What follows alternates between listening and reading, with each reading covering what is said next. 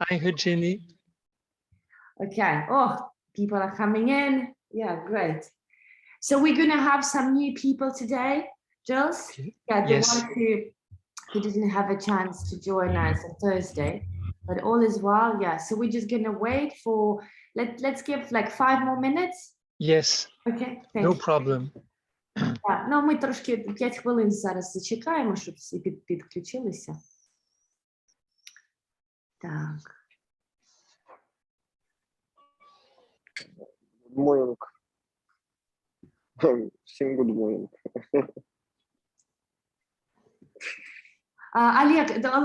Олеже, добрий ранок. Добрий, да.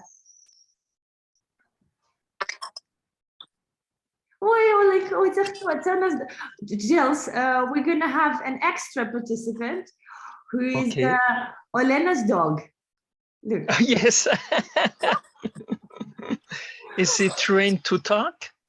Як він, ну, може казати, да, там, у нього також є кейси. Ну, будемо чути, будемо бачити. Може, заговорить сьогодні. Yeah, we'll see. It depends. We'll see.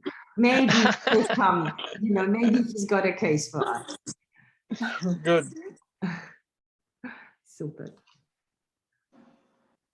Олеже, це так, просто ми казали, I'm just going to explain participants that who didn't join us on Thursday.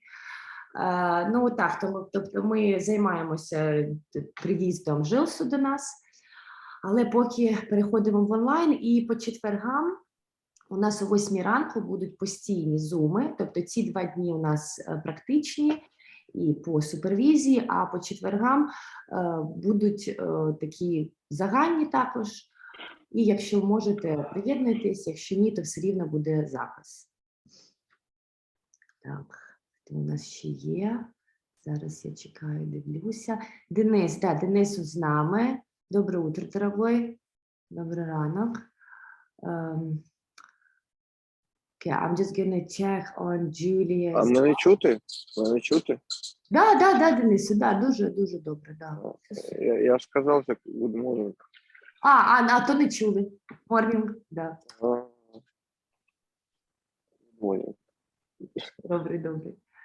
І зараз так, ми записуємо з Джилс теоретичну частину.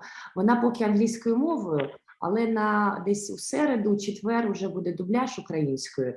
Це теоретична частина з приводу того формату, того файлу, що вам відправилось. Зцілюємося разом, там концепти, теорія. І от про це відео є. І у відео він якби повторює текст, але дає більш якісь такі приклади в плані цих, ну, в плані тексту і показників, котрі оцінюють посттравматичний розлад. І от такі приклади. Так, Арзи у нас. Арзи. Morning.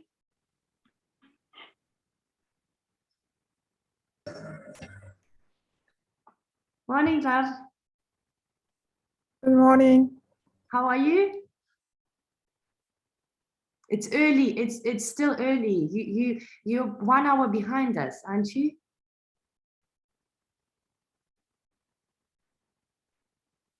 Арзи, ти чуєш мене?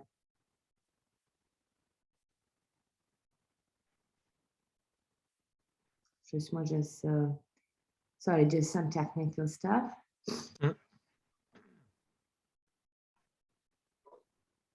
Арзи, привіт, ти мене чуєш, Люба? Так, зараз чую. Ага, супер. Добрий ранок. Це я кажу, що ти ж на годинку від нас назад, так? Ні, той самий час. Такий самий час. Ага, окей, супер. Да, the same.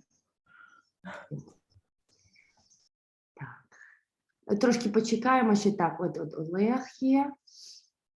Олег, приєднуємося. Алекс. Ага. Так. Олеже, добрий ранок. Чутно вас, нас?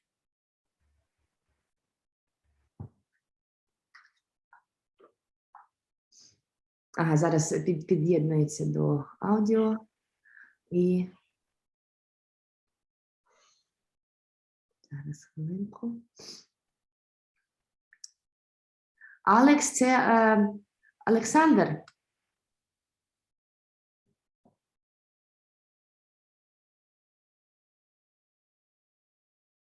Так, Євгенія до нас вже зайшла.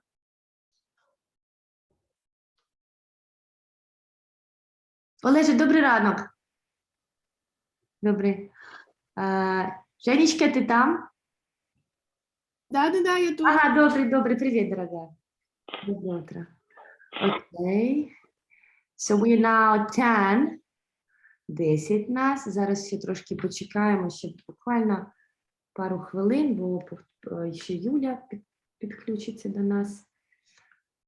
Так.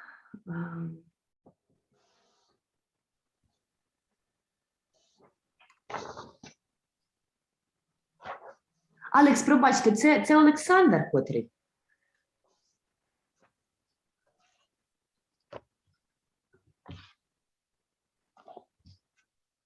Це Олексій? Вибачте, бо назва на зумі трошки не співпадає. Алекс, ви там?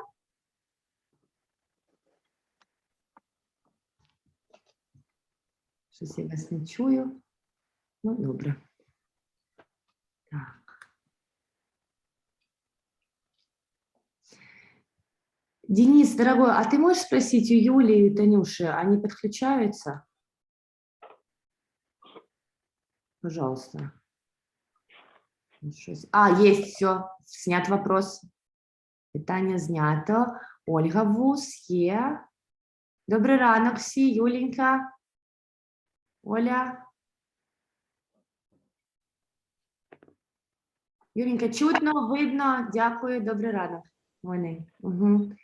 Оленька, чутно нас? Так, чути. Супер, є. Угу. Добрий ранок. Привіт. Зараз я. Так, Танюша до нас вже під'єдналася. Sorry, Jules, it's... No problem. It's okay. Yeah. We're just gonna, give Yes. 2 minutes. Take your time. Thank you. Так, вибачте, Любі, зараз просто щоб всі... Морозилки десь були. Прошу? Доброго ранку. Добрий. Дякую, що під'єдналися. Так. Зараз ще хвилинку почекаємо і почнемо.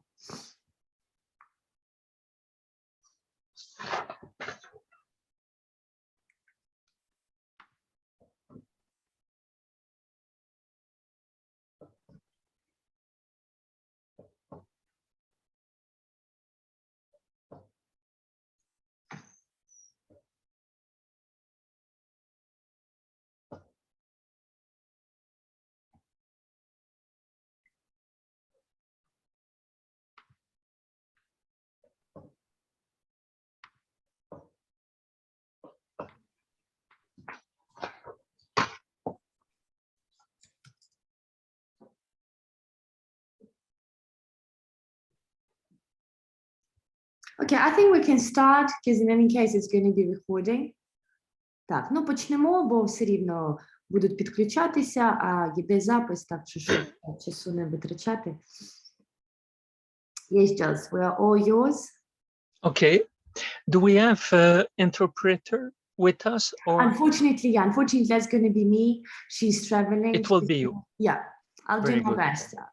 Very good. Thank you. Thank you And so then much. I have Julia as well, who's English and professional English. Yes. So she'll help me. Юлінька, That- якщо ви чуєте, що я десь не можу справитися, то, будь ласка, допоможіть, як в минулому разі, дуже буду вдячна. Дякую. That's very good. Could you check with the people if they have read the document? Любі мої, питає, чи ви читали документ по теорії? Далі. Так, чую, що... Yes, they did. Seems Okay, like they very all- good. Yeah. Дякую. So did you explain that we record 2 sections of I the did. document? I did, Yes, yeah. okay, so Mhm. they know that. Mhm. So we will go now on, we will finish the presentation of the document, Yeah. and this we will discuss of the practice from page 14 In up English, to yeah. the end of the document. Yeah. Тобто зараз ми що зробимо, ви якщо можете відкрити той документ з теорією, я скажу на якій сторінці, зараз хвилинку, бо це ми будемо зараз розмовляти про практичні вже, про профілактику, вибачайте. Зараз я скажу, яка сторінка англійською мовою це буде. Second Giles, almost there. Так, B.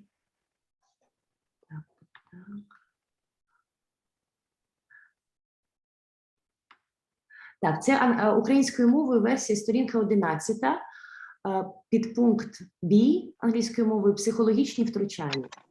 Якщо можете відкрити його, і ми по ньому пройдемося спочатку, і потім вже до питань і супервізії. Є щось? We go to the next page. It's page 15, and I report some concerns that the people wrote to you. So Questions right. and So we got concerns. 15, which is practice, right? Which is practice, Practice. and then I put in bold. It is 13 points.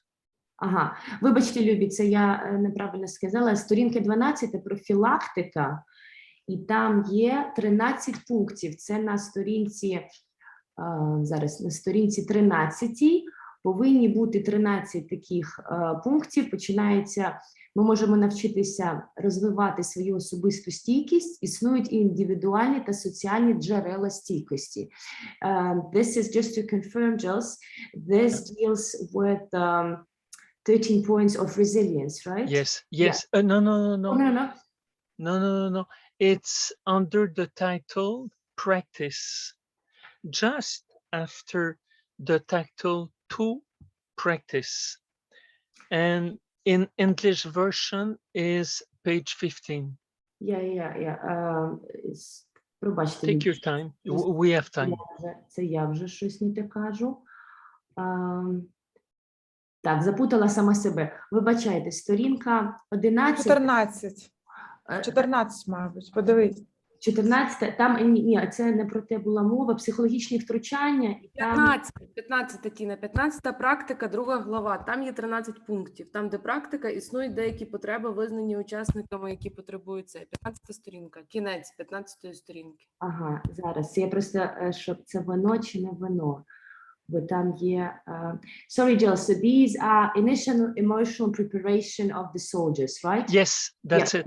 Yeah. Зараз, Любі, хвилинку, бо це, мені здається, не зовсім те. Процес нагонення слів. Just in Ukrainian, it's a bit... Зараз, щось я тут загубилася, бо тут є деякі мовно-психологічні.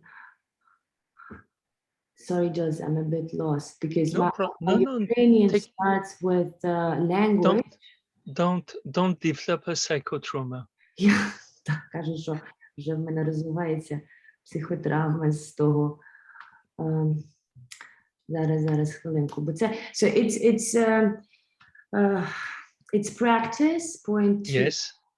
Практика. And just after the title, there is one paragraph. Just after that, Олі, вибачте, це я вже так. Це сторінка 15. Вибачайте всі, що затримала вас. Це воно, так, це воно. І от з першої початкова емоційна підготовка воєнних. And if your participants have in front of them this text, it will be useful for them. Так, ну перед вами, я сподіваюся, є це текст і буде це допомагати. Yeah. Okay, so I just wrote down what some participants told you and wrote to you in emails. So I did an enumeration of it. I will go over that briefly to explain what can be done for each one.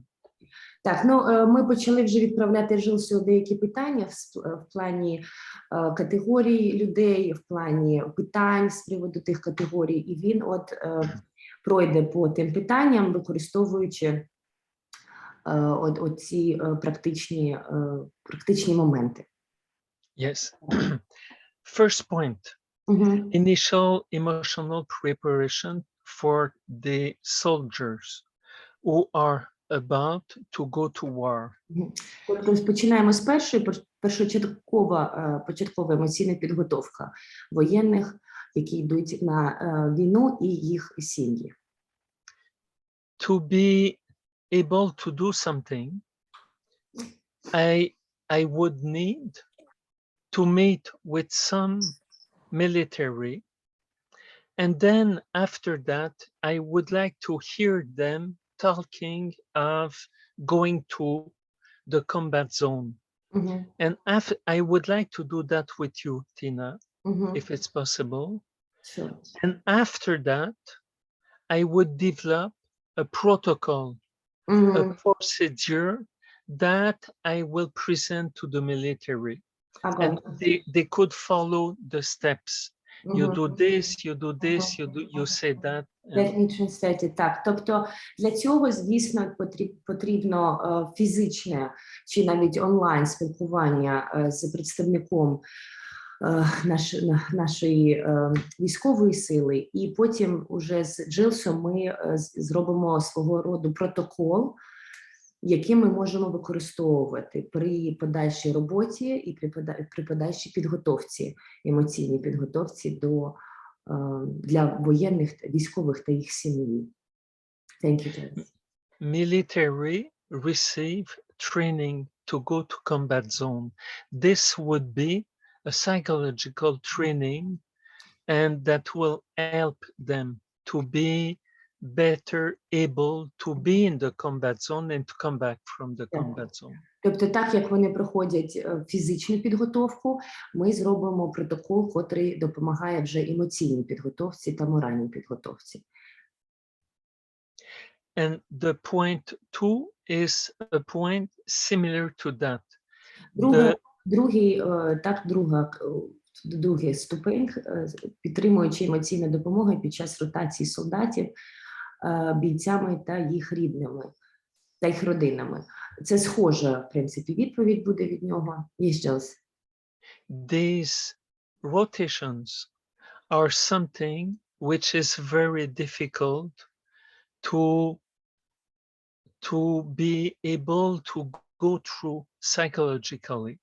You can say that. Процес ротації, про котрий тут йдеться мова, він дійсно дуже важкий, як і фізично, так і емоційно. Because when you have a military who leave the family, тому що коли є людина військова, котра покидає сім'ю, they don't know this military, this soldier and his family, they don't know if he will come back and in what condition. І, звісно, не сім'я і не військовий не знає, в якому стані повернеться, чи повернеться взагалі людина додому. So each time the wife, the children, other members of the family, each time they have to consider the possibility that they will lose this member of the family. And the military as well, and the soldier as well, right? Yes, yes. І таким чином, тобто кожен раз, як сім'я, так і військові, вони живуть вже в тій реальності, в якій існує потеря людини. For that situation, I think that we could go in the media and explain how to proceed, to go through these 2 weeks and 2 weeks and 2 weeks. I think that this would be a good thing to help both the soldiers who leave his family, and we hope he will come back in 2 weeks, and help the family support and be able to go through that possibility that this love member of the family or this conflictual member of the family does or does not come back. So I think that I would say general education of the public through the media would be a good thing for that. And in media, you mean we can record something, or you mean reach out to? Well, I would say we can record something that we can put on the web, but I am thinking to have interviews with the medias that will be presented at the television, things like that. Yeah, and then an interview, if we can, like a supervision with a member of either a family who deals with the armed forces or the representative of armed forces, right? Well, repeat that again. I'm not sure. Yeah, sorry. So the media, yeah, I got the media point, but then to actually work on the protocol, we would need to interview. Oh, yes, yes, right? first. Yes, first, because if we don't do that, I don't know what I'm talking about. Yeah. So you understand, I have to collect some data, not many, but few of them, few interviews, just to understand the problem, and then we can develop the protocol for soldiers who are going, and some education in the media. Interviews in the media. Дякую, thank you. Тобто тут так, продовжуємо цю тему, що було б набагато ефективніше зробити інтервенцію з представником або військових сил, або сім'ї. Таким чином ми будуємо протокол, тому що, звісно, казати в загальному – це дуже так, немає змісту казати в загальному, а казати вже індивідуально по людині і таким чином зробити протокол. І потім ми плануємо, будемо намагатися вийти з цим протоколом до простору медійного. Ми запишемо свій протокол, тобто на сайті, на Ютубі, і потім якось будемо спілкуватися вже з представниками інформаційного простору, щоб цю інформацію розповсюджити. Але я знаю, припустимо, Олена відправила один кейс. Оленочка, там ти відправила, і це людина військова, так?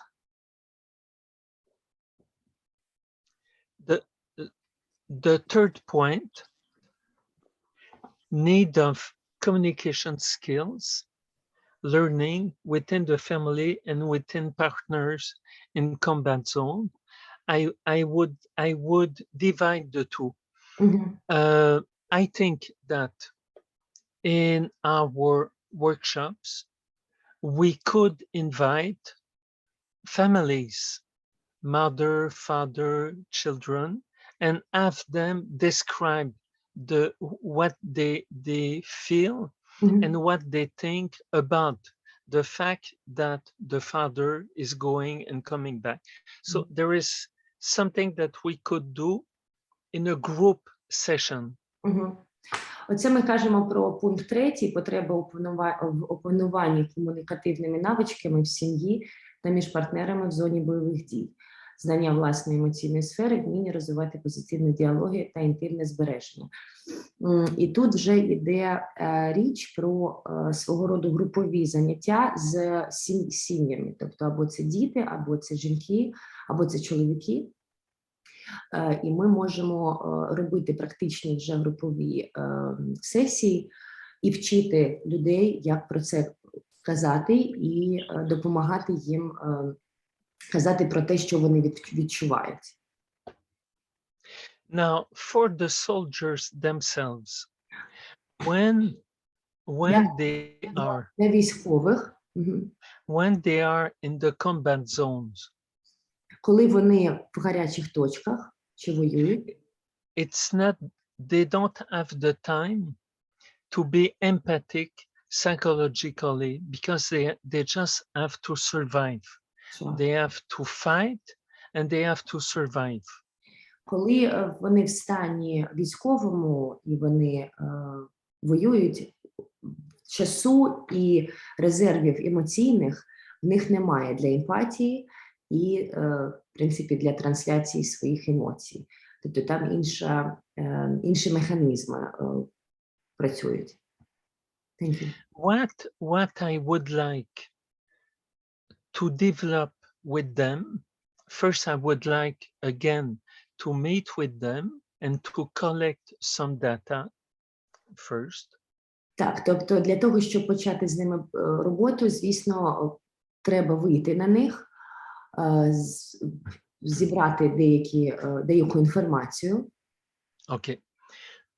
And then I think that we could develop ways to support each other. They don't have time to talk, but they can have that feeling that they support each one.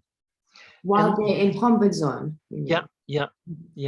Але ну, тобто, зробити інтерв'ю чи свого роду інтервенцію з представниками озброєних сил і таким чином допомогти їм допомагати один одному, коли вони вже повертаються, чи коли вони вже чи повертаються, чи знаходяться в гарячих точках. So these three first point need for me to meet people and to listen and to learn. And then I will be able to offer means, protocols, and procedures. Тобто для цих трьох пунктів, котрі направлені на військових і на сім'ї, для цього потрібне вже безпосереднє спілкування в будь-якому форматі, чи це онлайн, чи це офлайн, але для того, щоб він зміг вже сформувати протокол. Okay. Now, the points 4 and 5 Пункт 4 і 5. are stages and victims, rape victims. Так, тобто тут ми вже кажемо про жертв насилля. I would say that to support and help these people, I think it would be a good thing to gather them, to put them in little groups in which they try to describe what they went through. I understand that this is very, very difficult, but it would be the only way to get rid of the trauma they have inside themselves. Тут також є момент групового зцілення, і дійсно ну, це один із таких головних, або головних, але дуже важких методів, як і для нас, так і для них, але це групові вже інтервенції, групова терапія, і потроху, тобто він предлагає групові для того, щоб вони, люди, жертви ці, почали позбавлятися травми. We discuss at the webinar, we discuss the difference between a group psychotherapy and a healing group.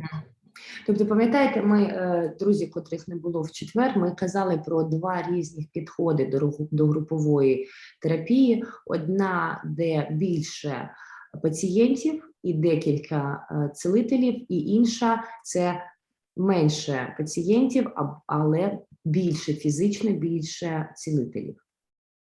I think that these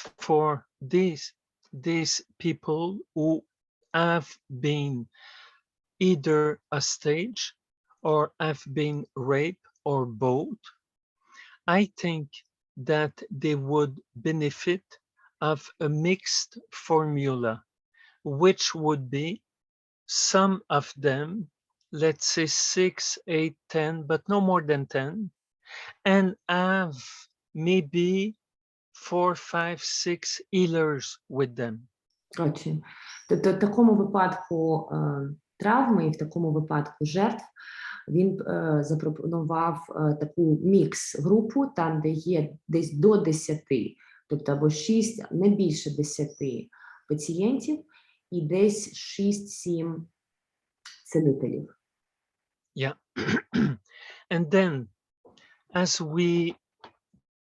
we said in the webinar, and as I explained previously when I described this document, the function of saying our story is the most important thing that we can do to cure from an aggression and a traumatic situations.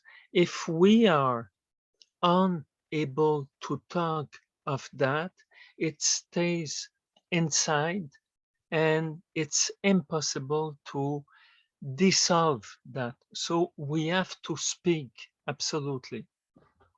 І також ми в четвер про це казали, що процес розповіді від жертви, розповіді не один раз, тобто розповідає людина не один раз, а декілька і підряд. Це дуже важливо, тому що ви самі розумієте, чим більше ми тримаємо це в собі, тим більше потім можемо завадити собі вже на фізичному рівні. Цього, звичайно, ми не хочемо, тому от функція розповіді, вона найголовніша. It is not everybody who is able to talk of himself and his experience. Але, звичайно, не всі це можуть робити, не у всіх є досвід. So in a group, the good thing with a group is that sometimes you do have some people who will be able to explain and describe, and this will give words to the other who are unable to express themselves. Ну, і тобто, якщо брати групові терапії, то, звісно, гіпотетично буде людина там, котра почне розмовляти про себе, почне розповідати свою історію і таким чином створить цю атмосферу комфортну для інших, котрі не зовсім відчувають ініціативу, не візьмуть перше. Тобто на прикладі. Okay. Now, the point 6, special needs for kids.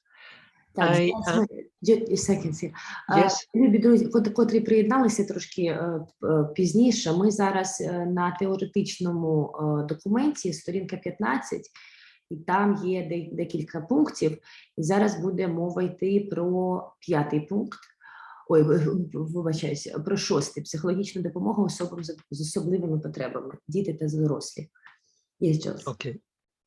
So, special needs for kids, I would say that I am not specialized with kids, but what I see often is that with kids we have to play with them.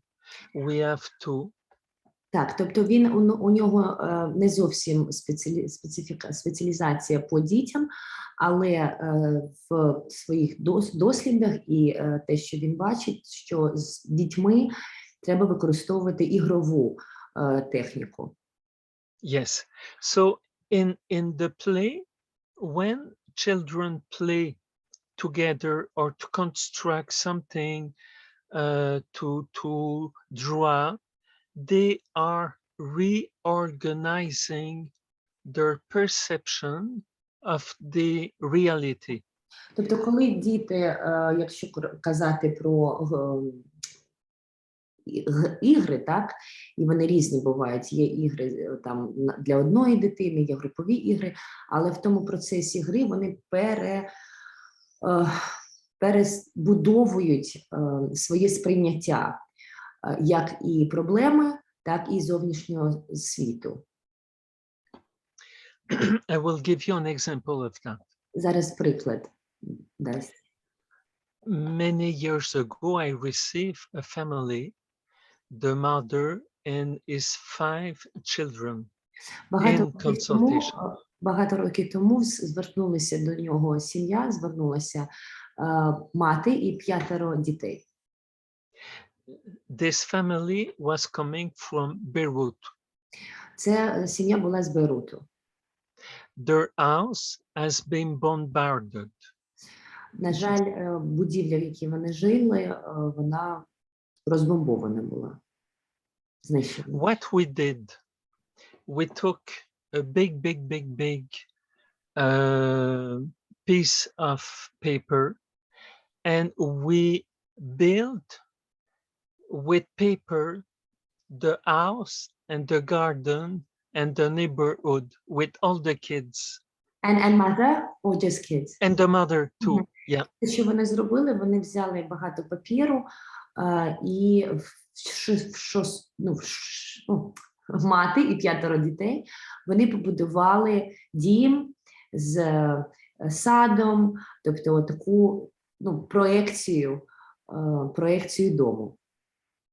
And we work many sessions on that project. І багато сесій, тобто в котрих багато пройшло сесій, в котрих вони оце будували проєкт, займалися. So they talk of that bombarding maybe just half an hour. Тобто спочатку вони в процесі сесій, всіх сесій, вони тільки там півгодини розмовляли про знищений свій дім. So they lost everything, but they were alive, they survived. Тобто вони загубили все, але не життя, вони вижили. So we talk of it, as I said, only 30 minutes, but maybe we work 10 hours to construct the maquette. Тобто про саму ситуацію вони розмовляли десь півгодини, але 10 годин вони займалися конструкцією того проєкту. The kids were more and more excited, and the mother was also excited to see her children to enjoy this project. Тобто, дійсно, за цей все час діти все більше і більше відчували позитивні емоції, і, звісно, це відчувала мати. And at the end, it came as a really piece of art. It was beautiful. І в кінці, врешті-решт, це вийшло як дійсно такий мистецтво, тобто як витвір мистецтва, перепрошую. It could have gone to a museum, really. Можна було, каже, що можна було навіть виставляти в музеї. So I'm just saying that story. We did not talk very much, but we did construct something new. Тобто, для чого цей приклад, що не так багато було діалогу, не так багато було розповіді, але була практика конструкції. So I help these children to reshape their past reality and a new reality with a masterpiece that they develop with me. Тобто, таким чином він допоміг дітям і матері, звісно, перебудувати їх відчуття до минулого і до реальності. через оцей витвір мистецтва і таку групову також роботу, як сім'я. By doing that, I help these children to cope with the new reality. They lost their home, they came to Canada, they have to learn, everything was new for them. But with that project, with that masterpiece, it was a new life for them. It was very simple. Тобто, незважаючи на те, що це дуже така проста техніка була, але як результат діти змогли перебудувати своє відношення до нової реалії, тобто вони переїхали, втратили все, переїхали до нової країни, звичайно, багато процесів адаптаційних, емоційних, фінансових, але от в результаті цієї групової роботи і от витвору мистецтва діти так, тобто вони побудували вже відношення до реальності в адекватному стані. Doing something like that, it is not magic. Тобто такі практики – це не диво.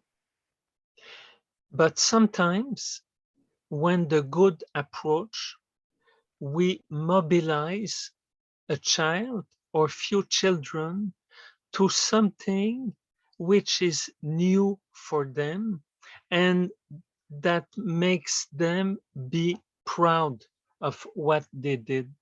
Так. Тобто, але от з такими простими, здавалося б, практиками ми допомагаємо дітям мобілізуватися у чомусь новому, у новому просторі, і таким чином, як результат, побудувати відчуття гордості за себе і за один одного. Ой-ой-ой, щось зі зв'язком. Jills? Jills? Yeah, something that they must.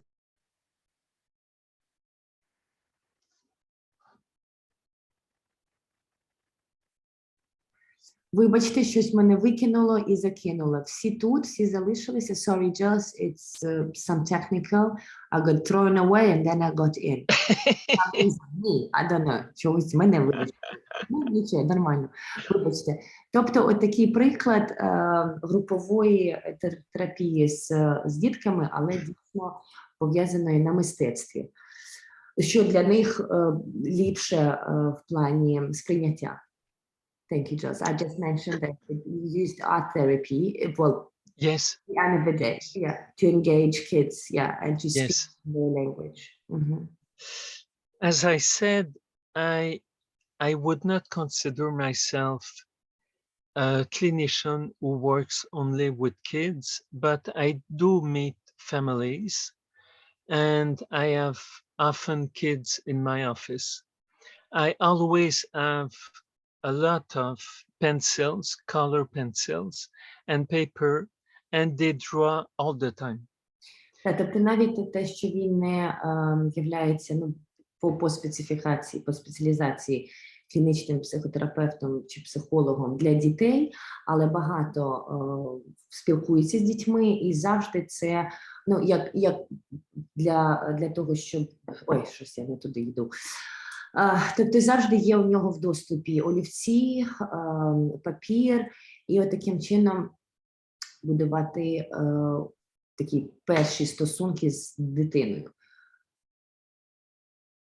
In group interventions with families, I would favor that we talk, let's say, with the adults, and during that time, that we have kids that play together to draw a big piece of a paper.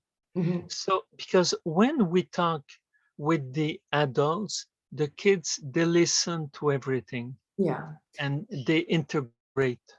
Тобто в плані, якщо от моделювати групові сесії, групову терапію для сім'ї, як він тобто з його точки зору ми працюємо з дорослими, але паралельно діти займаються малюванням, на папері чи де вони можуть малювати. Чому? Тому що діти все рівно неосознано або несвідомо, або свідомо вони сприймають все, що каже їх батьки.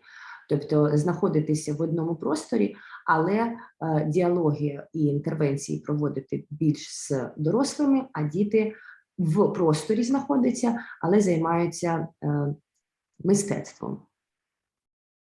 And then when we see the children drawing something or constructing something, then we can ask them what they are doing, and then we enter in a dialogue, a conversation with them, but based on what they are doing.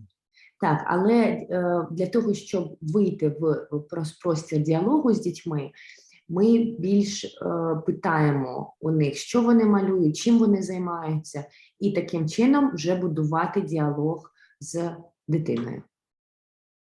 And then we can propose to children that we will do an exhibition of their productions.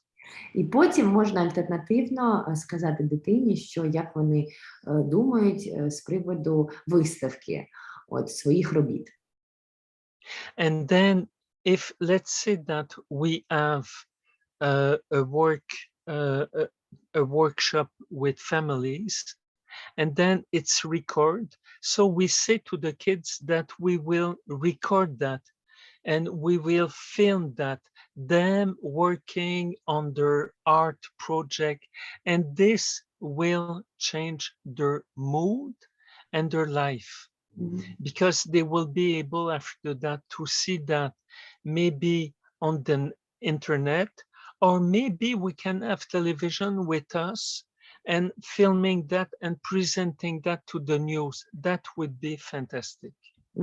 And it's also, it speaks back to self-esteem, right? As Yes. post-traumatic syndrome, right? Yes. Тобто, от ми починаємо діалог з дитиною з приводу, чим вона чи він займається, потім можемо запропонувати виставку. І для чого це все робиться? Щоб це не маніпуляція, ні. В результаті ми дійсно виставляємо роботи, чи використовуючи камеру, там документально знімаючи, чи фотографуючи, але це для того, щоб у дитини розвивалось нормальне відчуття до себе, тобто впевненість, оці всі моменти психологічні, котрі зневажаються при психотравматичному синдромі. І робота над самопочуттям, от, звісно, з такого, як приклад групової терапії з дітками, з мистецтвом, і потім альтернатива кудись показати комусь, чи на просторах медійних, чи виставка. Дякую. The children, when they are playing with something, they are learning a new task and a new skill. So their learning is always through playing with something. Тобто в процесі гри вони постійно щось нове вивчають, як і самі по собі, так і в плані соціуму. So we can use the plastic arts, but we also can play music together or dance together or both. Тобто так, багато чого можна застосовувати, або малювати, або танцювати, займатися музикою, або навіть писати. And for the music, it can be very, very simple. We can use tools that we use in the kitchen, spoons, forks, anything, and we can make a rhythm with that. And with this rhythm, we can develop a choreography. You see? Навіть для прикладу, в плані розвитку ритміки можна використовувати навіть якісь там приладдя з кухні, там і виделки, вилки. Головне це задати ритм і потім вже так експериментувати з творчих з творчих бажань. I will give you another example. Ще один приклад.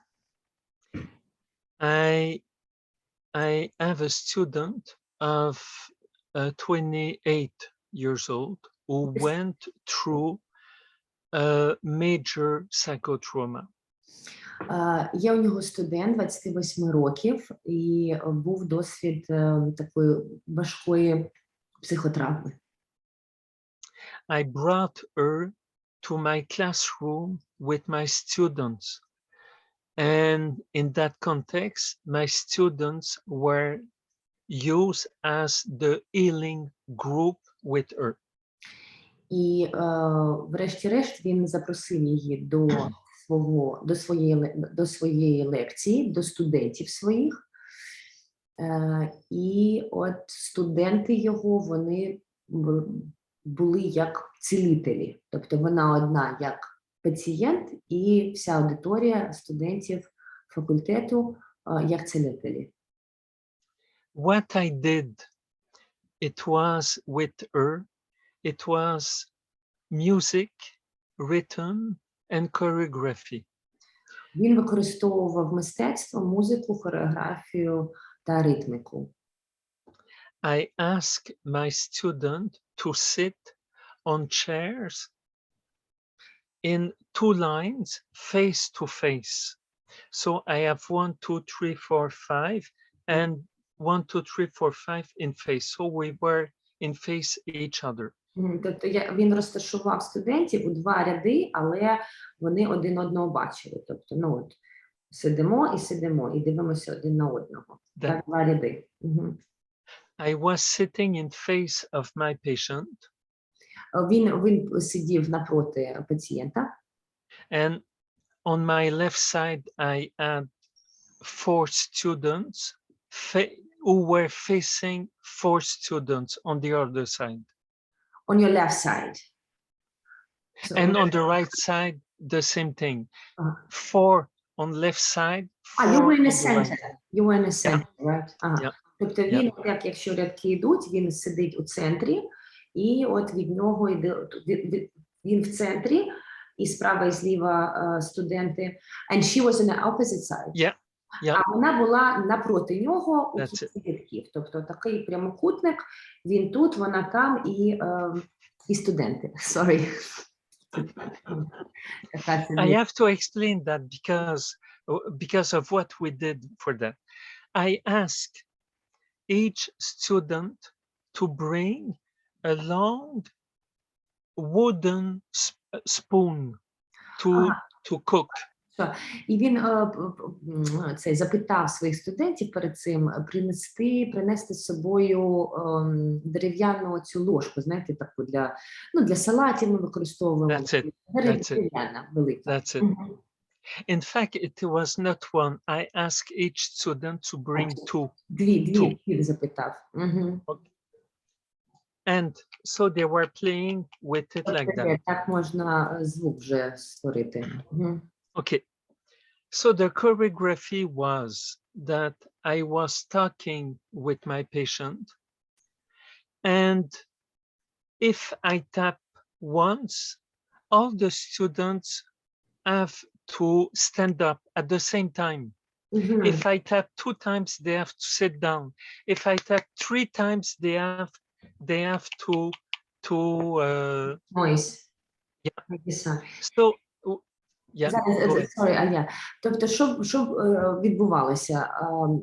При процесі розмови з нею, діалогу, в специфічні моменти він давав один хлопок, це означало, що студенти підіймаються, вони стоять, 2 хлопки, вони сідають, 3 хлопки, вони роблять оці звуки ложками. So they understand really what I ask them. And during the time I was talking with my patient, then they were make all kind of posture, noise, rhythm. It was very complex. It was beautiful. It was a lot of rhythm. Мгм. And for example, once they had everybody, they had a book, and then at once I asked them to read, but with a little voice. Мгм. Everybody, so you hear boo, boo, boo, boo, boo, boo, boo, Мгм, boo, мгм, мгм, мгм, was.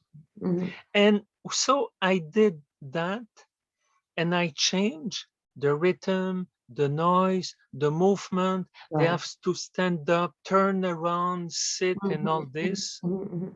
Тобто в плані динаміки це не тільки це для прикладу на хлопках, але потім вже як по динаміці важко було це розробити, але люди і навіть використовували студенти, тільки студенти.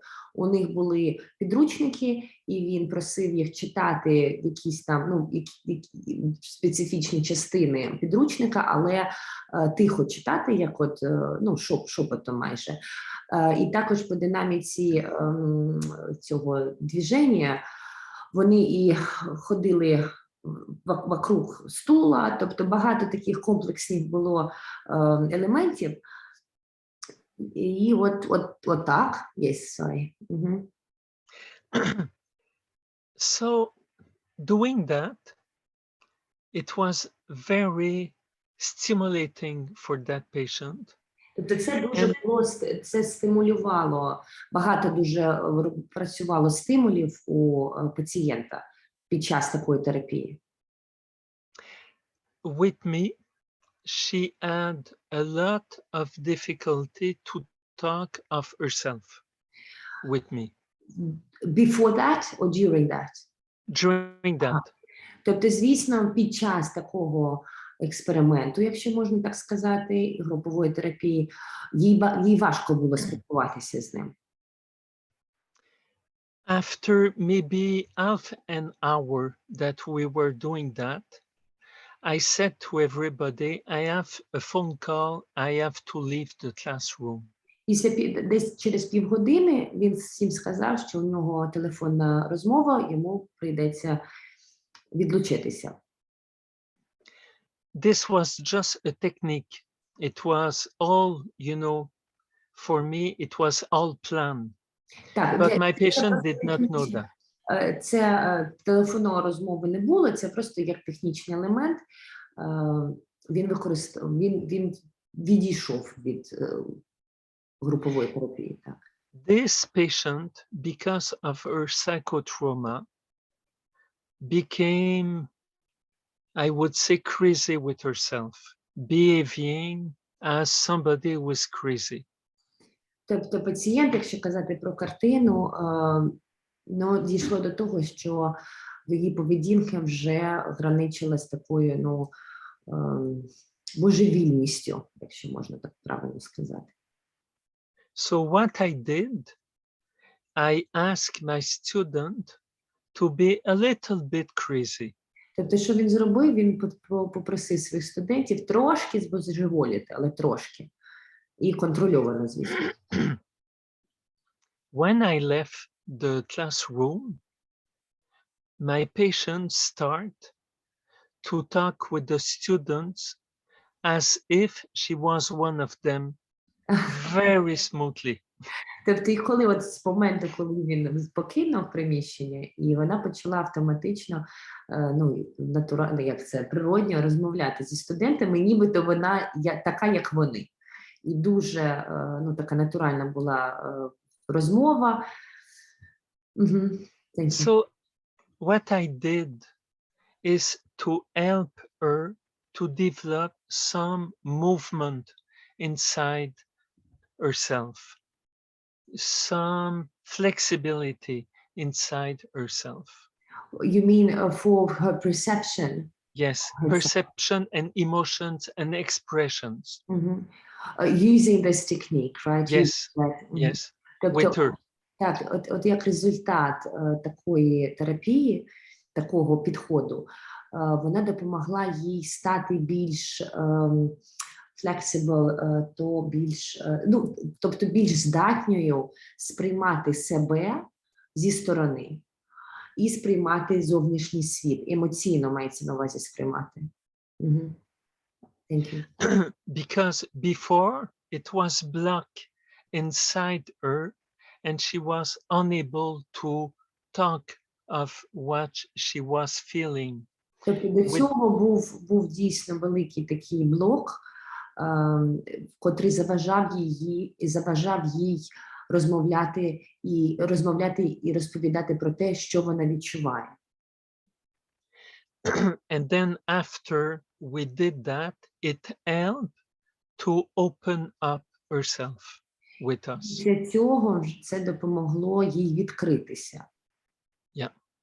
Разом відкритися, тобто не одна по собі, а разом мається на увазі зі студентами і з ЖЕЛСом. This is not a technique which is developed in psychology or used in psychology. It is something that I personally invent that evening. Тобто це не практика чи не техніка, котру можна десь навчитися чи прочитати. Це вже з свого досвіду ЖЕЛС створив такий підхід. I do that often to develop a new strategy that will fit that person in that situation at the present moment. So Тобто він часто створює нові стратегії або взагалі індивідуальні стратегії для індивідуальних кейсів вже через досвід як із пацієнтом, так і свій досвід академічний, але це стратегії, котрі побудовані безпосередньо на людину. When it will be possible to work together in person in Kiev,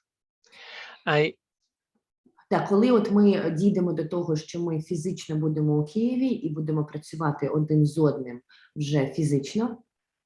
And if we have the possibility to meet some victims, і, звісно, якщо у нас буде така можливість приєднати до цієї зустрічі жертв, I would like to develop with the participants and with the victims the possibility to do things, improvisation like that with the victims. Тобто, от на такому прикладі, не прикладі, пробачте, от при умові, що ми фізично в Києві і є довіра в плані жертв, котрі до нас можуть приєднатися, і потім разом ми можемо промоделювати і створити отакі імпровізаційні техніки, котрі вже потім можемо використовувати у практиці.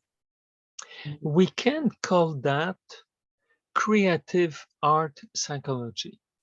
Тобто, якщо назвати, то це можна назвати креативна мистецька психологія. I am not specialized in art therapy, but I think it's close to that. Да, він не спеціалізується в терапії мистецтва, але він близько до неї знаходиться.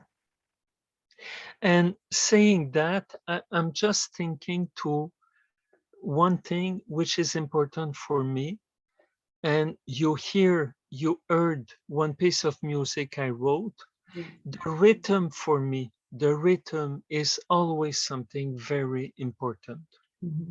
Тобто я поділюся з вами твором, який він написав, фортепіано, і він просто каже, що ритм для нього дуже важливий. Rhythm you mean in terms of the way a person talks and the way, not just rhythm that we can hear, right, but even that a person, what rhythm of their movement is, right, when you see them. Well, I was speaking of the rhythm we can hear, but we can work with persons and we can invent rhythms. And this is something that can help the breathing, the art, right. And because we always are with our lives is with rhythms and vibrations, yeah. and vibrations. Тобто, про що йде мова в плані музики, тобто ритміку ми розуміємо як музичну ритміку, але також є вібрації, також є подих, ну, дихання, і ритміка, музична ритміка, вона допомагає контролювати, ну не контролювати, а допомагає як і диханню, так і внутрішньому кровообігу, і тобто це загальна загальний такий інструмент, який для нього дуже важливий при роботі. Ритміка. Thank you. Люди, пробачте, будь ласка, якщо поганий зв'язок, то ви відключіть камеру, щоб просто воно не лагало. Якщо там у вас трошки воно, бо Женечка сказала, і воно просто відімкнуло камеру. It's just technical, like if Yes. there might be a delay, but it's all No good. problem. Mhm. No problem. Thank you, Jess. I was about to say something. Sorry. Let me think.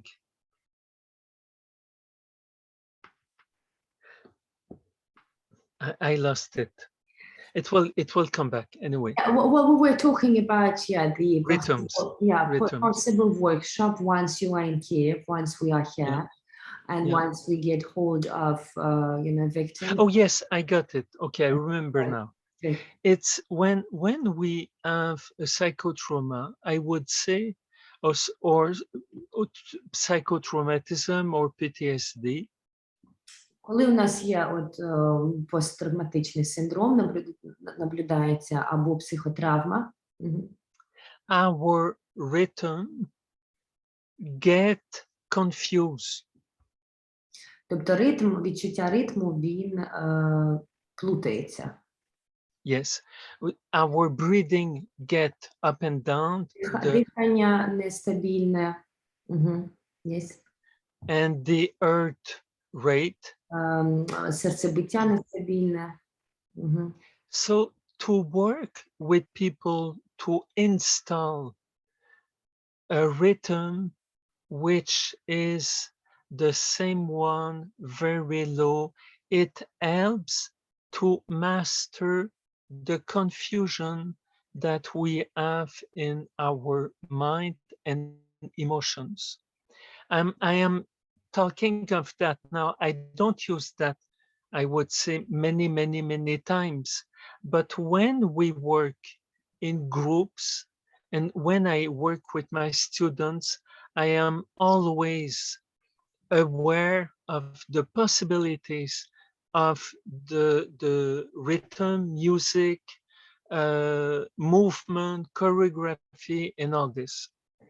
Тобто, про що йдеться мова, я так коротко, що при умовах, так, то психотравма і розлади психологічні, емоційні, вони дійсно впливають погано на дихання, на серцебиття, потім фізичні розлади, якщо це в запущеному стані. Але якщо володіти інструментами ритмики, володіти інструментами мистецтва, це можна використовувати для того, щоб заспокоїти і, як це, зараз хвилинку, я перепрошую його. You mean, so we can install these techniques, right? We can use rhythmic in order to balance the distortion, Yes. right? Yes. Тобто ми можемо Thank you. використовувати інструменти ритмики, інструменти мистецтва, щоб заспокоїти оте тривожні фізичні вже вади, як дихання, так і серцебиття. Yes. So when I talk of treatment, psychological treatment, I talk often that the language is important. Expressing ourselves is something important. Тобто, коли йде мова про... Коли він каже про профілактику, дуже важлива мова. Мова, тому що діалог і розповідь – це одна із головних інструментів профілактики. Є щось. But I say that we can have other techniques that can help and favor the healing too. And these techniques can be used when we work in a large group. And then this becomes very interesting for the participants. It is not something that I would do alone with one person, never. But in groups, we can develop something new, we can create something just for that situation with these persons. Тобто, коли мова йде от про такі альтернативні інструменти, він каже про них як інструменти при групових терапіях, як допоміжні інструменти для розповіді. We got one question regarding the rhythmics. Так, от є питання від Олександра Столярчука, чи це є мова про вальдорфська педагогіка? Ага, дякую. So Alexander is asking regarding to the rhythmics, is that something corresponding to Waldorf's pedagogy? Waldorf. I don't know that. Він Anthroposophy, maybe. Anthroposophy. Anthroposophy. Isn't all? Yes. Антропософія, Рудольф Штайнер, автор. This Germany school. I am really sorry. This is something I don't know. So I can't answer you. У нас, кстати, мы попробуем договориться с антропосовскими психотерапевтами, чтобы они приезжали. Александр, вы как-то с этим сталкиваетесь, да? Интересно вам это? Нет, просто я знаю, что там у них своя основа вообще есть по работе и с детьми, и со взрослыми даже в Германии. Да, сенсорная интеграция Да, называется. совершенно верно, об этом речь. Как еще раз прошлое, чтобы Джилсу перевела? Сенсорная интеграция. Sensory integration. Sensory You integration. know? Sensory Okay. integration. 20 feelings and working with children in these feelings. Balance, how, many feelings who have children and work on many techniques in these feelings. You know, Tina, it may correspond to that. Це 100%, напевно, це пов'язано з цим, але it is possible, but what I do is something that I create in the situation itself. So it's not coming from a theory. It's just coming from... Він робить це не використовуючи вже якісь школи чи такі якісь там направлення. Про що йшлась мова, що це не щось, що можна отримати з підручників або там з лекцій, це вже виходячи з його інтуїції і вже з загального світовідчуття. But it might correspond to some theoretical approach or some theory. Але, звичайно, це може десь, зміст, як це, десь близько проходити з теоріями, за котрі ви запитали. I will give you another example. It's something that spontaneously I developed again in a classroom. It's another example. Ще один приклад такий, який він розробив сам. I was working with a young woman of 21 years old. Пацієнт був 21 рік, жінка. She became a teacher in classrooms, in kids' classrooms. She was a kids teacher, right? Children. She was a Вона kid teacher. викладала для дітей. She had a lot of anxiety, Була and тривога у неї дуже. it was difficult for her to be a good teacher. І, звісно, ця тривога заважала їй бути хорошим вчителем. She was very demanding to herself. She wants to perform. Вона була дуже самокритична і дуже багато від себе хотіла. Ну, не так хотіла, а вимагала від себе. Okay. So I asked her if she trusts me. І він запитав, чи вона довіряє йому. And you know, we were playing. So I asked her if she trusts me and if she would follow my instructions. І як, в плані гри, він запитав, чи ти мені довіряєш, і чи будеш слідкувати чи будеш виконувати мої вказівки, так скажімо. I asked her to stand on a table in the classroom. To stand up on a table. Піднятися на парту шкільну. I gave her a sheet of paper with a text I have written. І дав їй папір з текстом, котрий до цього підготував і написав. This text was absolutely foolish. It was crazy. It was nonsense. І цей текст, в принципі, це нонсенс був, там якийсь абсурдний текст був. I asked her to read that text very slowly.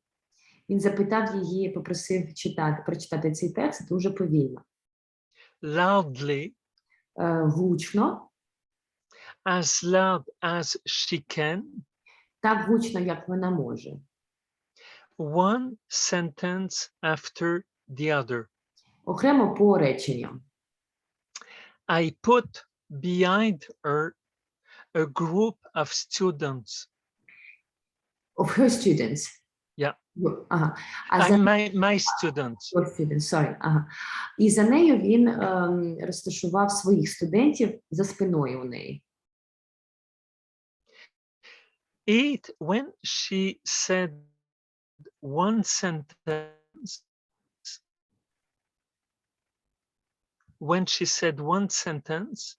this group of students repeat loudly all the group the same sentence. І коли вона вона каже це речення, і автоматично група студентів, зараз хвилинку, щось у нас з інтернетом, seconds, Jules, sorry, just interference. Так, stable, окей. Все, тобто вона проговорює речення і за нею повторюють це речення абсурдне студенти за спиною. Got it. And then one sentence, the group repeat all the sentence. І отак от вони все повторювали. So she went through, and then we start again faster and faster and faster. І потім So she was... вони повторювали цей текст, але вже більш швидше і швидше з кожним разом. So she was on that table and shouting that text, and behind her there was the group who was shouting too. Тобто, що відбулося? Вона стоїть на парті, викрикує речення, і ззаду неї стоїть група студентів, також викрикують, повторюють за нею речення. All this was very, very funny for everybody. Це дійсно було дуже-дуже смішно для всіх, кумедно. After that experience, the anxiety was finished. І, звісно, після такого досвіду тривога і тривожний цей її стан закінчився. We laugh so much with her, Дуже багато сміху було в той час з нею. and it was therapeutic. It was really therapeutic. І це дійсно було терапевтично та лікувально. So if you ask me where is coming from that technique, I don't know. I just create. І тому так, якщо ви питаєте, звідки ця техніка, він не може вам відповісти на це, тому що він просто це створює. But we have to understand that before that, I had many sessions with her. Individual. Але дійсно зрозуміти одне треба, що до цього дуже було багато проведено індивідуальних терапій, індивідуальних сесій. And so we knew each other very well, and we have this trust. Тобто вони один одного дуже гарно знали на той час і довіряли один одному, звісно. So this is why with a patient like that, it was possible to do that kind of play. It was theater. That was theater. Так, але от з приводу цього, тому що вони так одного знали гарно і довіряли, вони змогли зробити таку постановочну, в принципі, театральну, навіть от таку групову гру. Yes. So again, talking of oneself is always the first thing we have to do. Talking of ourselves is always перше, на що ми the концентруємо нашу увагу, це на розповіді і на тому, що пацієнт розповідає про себе. Thank you. But we always can add other techniques like this one I described. Але потім в процесі тих розповідей, в процесі пізнання історії, ми можемо додавати інші техніки, інші інструменти. Okay, good. So we go back on the text. Так, зараз повертаємося до тексту. I think it's 7th, right? 7, yes. Пункт номер 7. Недостатня обізнаність громадськості про психотравми. Пункт 7, сторінка ще 5, 16 вже. Yes. 7.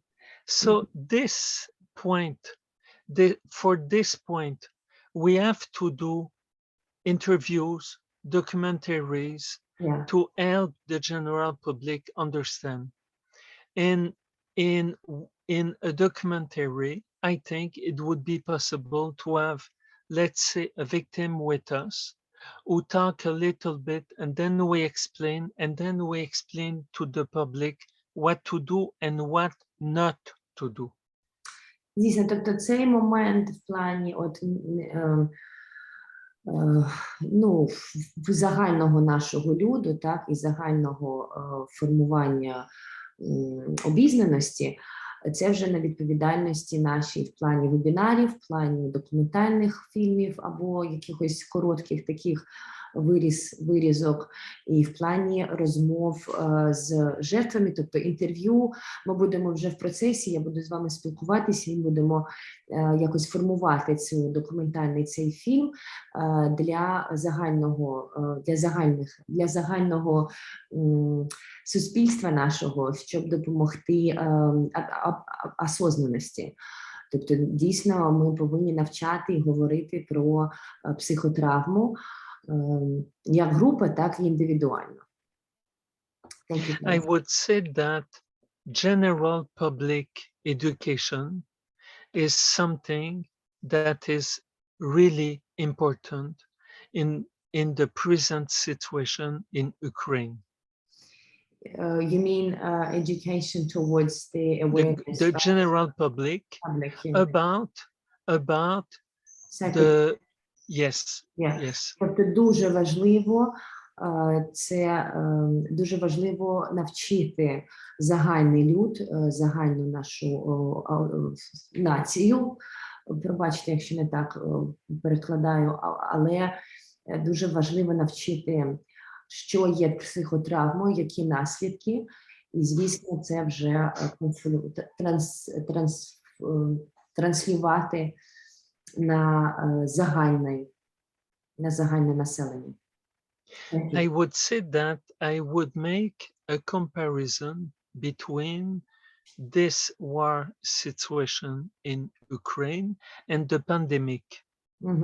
Тобто він хоче запропонувати, чи просто як на прикладі і на порівнянні пандемії і війни сьогоднішнього дня в Україні. At the beginning of the pandemic, in my country, we had everyday presentation and explanation from the government.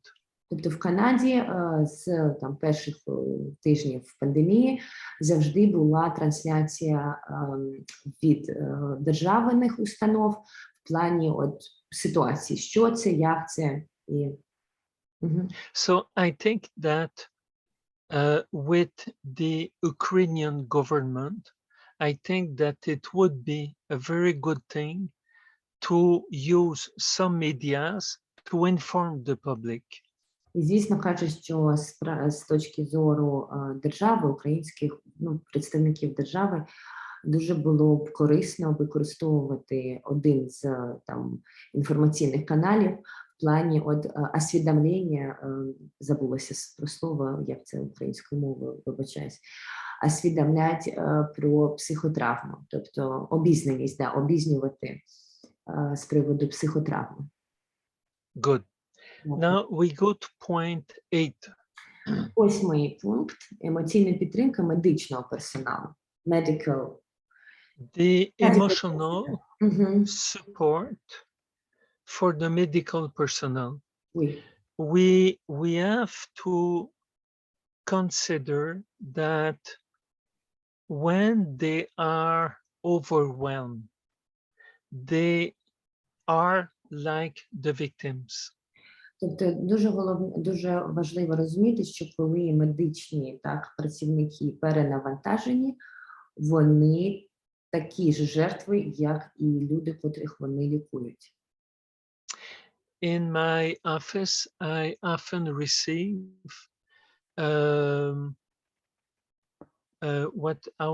nurses. Nurses. Дуже часто до нього приходять, вибачаюсь, Carer. Медичні, не лікар, а у нас є, oh my word, do I really need to translate that? I think I do. Sorry, вибачте, любі друзі. Медсестри, Медсестри. Так, дякую. Дякую, вибачте. Дякую, Дашенька. Тобто дуже часто до нього звертаються медсестри. During the pandemic, it was very difficult for nurses. They were overwhelmed. І, звісно, в пандемії дуже важко їм було. They had to work 10, 14, 16 hours a day. Тобто і години, які вони працювали, до 16 годин на добу. And people were dying and dying and dying. Досвід людей, пацієнтів, котрі вмирали. And, you know, we can accept that a very old person die from a pandemic, but when you see very young children or very young people, it is very difficult. Особливо, тобто, взагалі, стан смерті і прийняття смерті – це важко, але коли мова йде про дітей, про дуже молодих підлітків, це ще важче. So it was a very demanding situation, and these nurses became traumatized. І з приводу, тобто, як результат, вони, медсестри, вони були травмовані. So with them, I gave emotional support, and I sustain their capacity to go through that kind of other war. It was a war against a virus. So you have, So, Mhm. so yeah. I just want to just so I understand. So you sustain emotionally. You help them to Yes, sustain. I support emotionally Mhm. the overwhelming of all emotions, despair, helplessness, depression, anxiety. So what I did is it was to help them to explain that, to describe that, and giving them partners, support, Mhm. and everything. Тобто, і для того, щоб допомогти медсестрам, він створив ці емоційну підтримку через ідеологію, але щоб для чого, щоб у медсестер залишились оці резерви внутрішні для подальшої роботи з таким жахом, яким, зрозумієте, про що мова йде. Вибачте, щось випав від мене. With the medical personnel, we have a problem. These people are the healers themselves. Тобто є одна проблема, дійсно, працюючи з медичним персоналом, що вони являються цілителями самі по собі.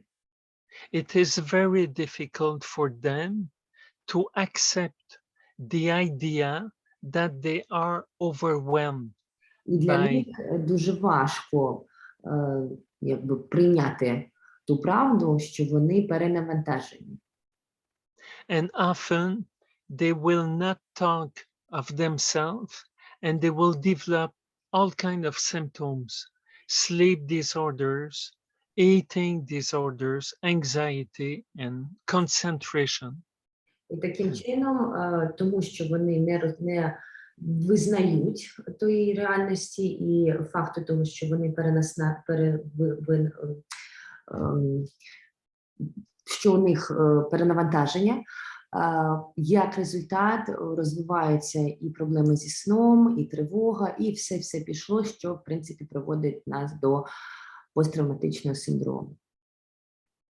I will give you, this one is a brief example from the people who are coming from hospital workers. I had a surgeon. This surgeon does art repair. Тобто з його досвіду він працював з хірургом, з кардіохірургом. So he opened all the chest, he opened like that and goes to work on the art. Yeah. It is the most difficult surgery that we can do. Тобто і кардіологи дійсно це те, що вони роблять, хірурги. Це одна із технічно найважчих операцій. In brain surgeries in the head, І нейрохірурги, мені здається, так це буде перекладатися. Так, хірурги, котрі працюють з головою. it is difficult, but the instrument, we use the computer to have the instruments go in the brain. Але важка операція, але є допомога комп'ютерна, є допомога автоматична, комп'ютерна. So it's very precise, and you don't have to use your hands and your fingers. If you work with computers, right? If you work with artificial intelligence. Так, якщо є допомога комп'ютерна, то не так часто, не така напруга на руки, тобто не так, це делікатна робота, але комп'ютери допомагають. when you work with the art, Мгм. you can't use that kind of technology. Але You have при кардіохірургії така технологія, її немає. and this surgeon, which was a good surgeon, very good surgeon. Цей хірург, кардіохірург дуже гарного рівня. Мгм. He was himself overwhelmed and depressed. І він сам по собі, він був перенавантажений і була депресія. So what he was explaining to me is that he start the surgery and then he see the art beating and then everything becomes like in a cloud for him and he freeze and he didn't know how to proceed. Мгм. He was the best surgeon at the hospital, but he was frozen. Frozen, paralyzed. І от один з випадків, коли він при розтині грудини, тобто продовжує операцію і бачить серцебиття, і наступає стан паралічу його, тобто він як в просторі губиться, він знаходиться в свідомості, але він просто паралізований в плані дій фізичних і нічого не може зробити з цим. There is a joke in hospitals about earth surgeon. Joke. Yeah. Є якась шутка, жарт якийсь, перепрошую, якийсь жарт з приводу кардіологів в клініці. We say that we have God, but over God you have art surgeons. Тобто є Господь наш Бог, але над ним є кардіолог. So when you have a surgeon like that who is frozen, it is very difficult to accept. І, звісно, коли є от така ситуація з кардіохірургом, котрий не може нічого зробити в процесі операції, це дуже важко. So with him, we took many sessions just to accept that he had emotional limits in that situation. І вони проводили низку сесій з ним про те, що є емоційні якісь ліміти, якісь емоційні emotional limits.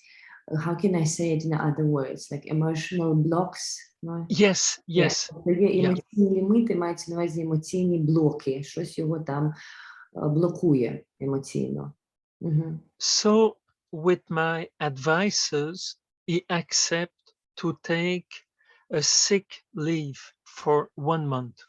І от через поради Жилса він таки погодився взяти на 1 місяць, взяти відпустку в стані по стані здоров'я.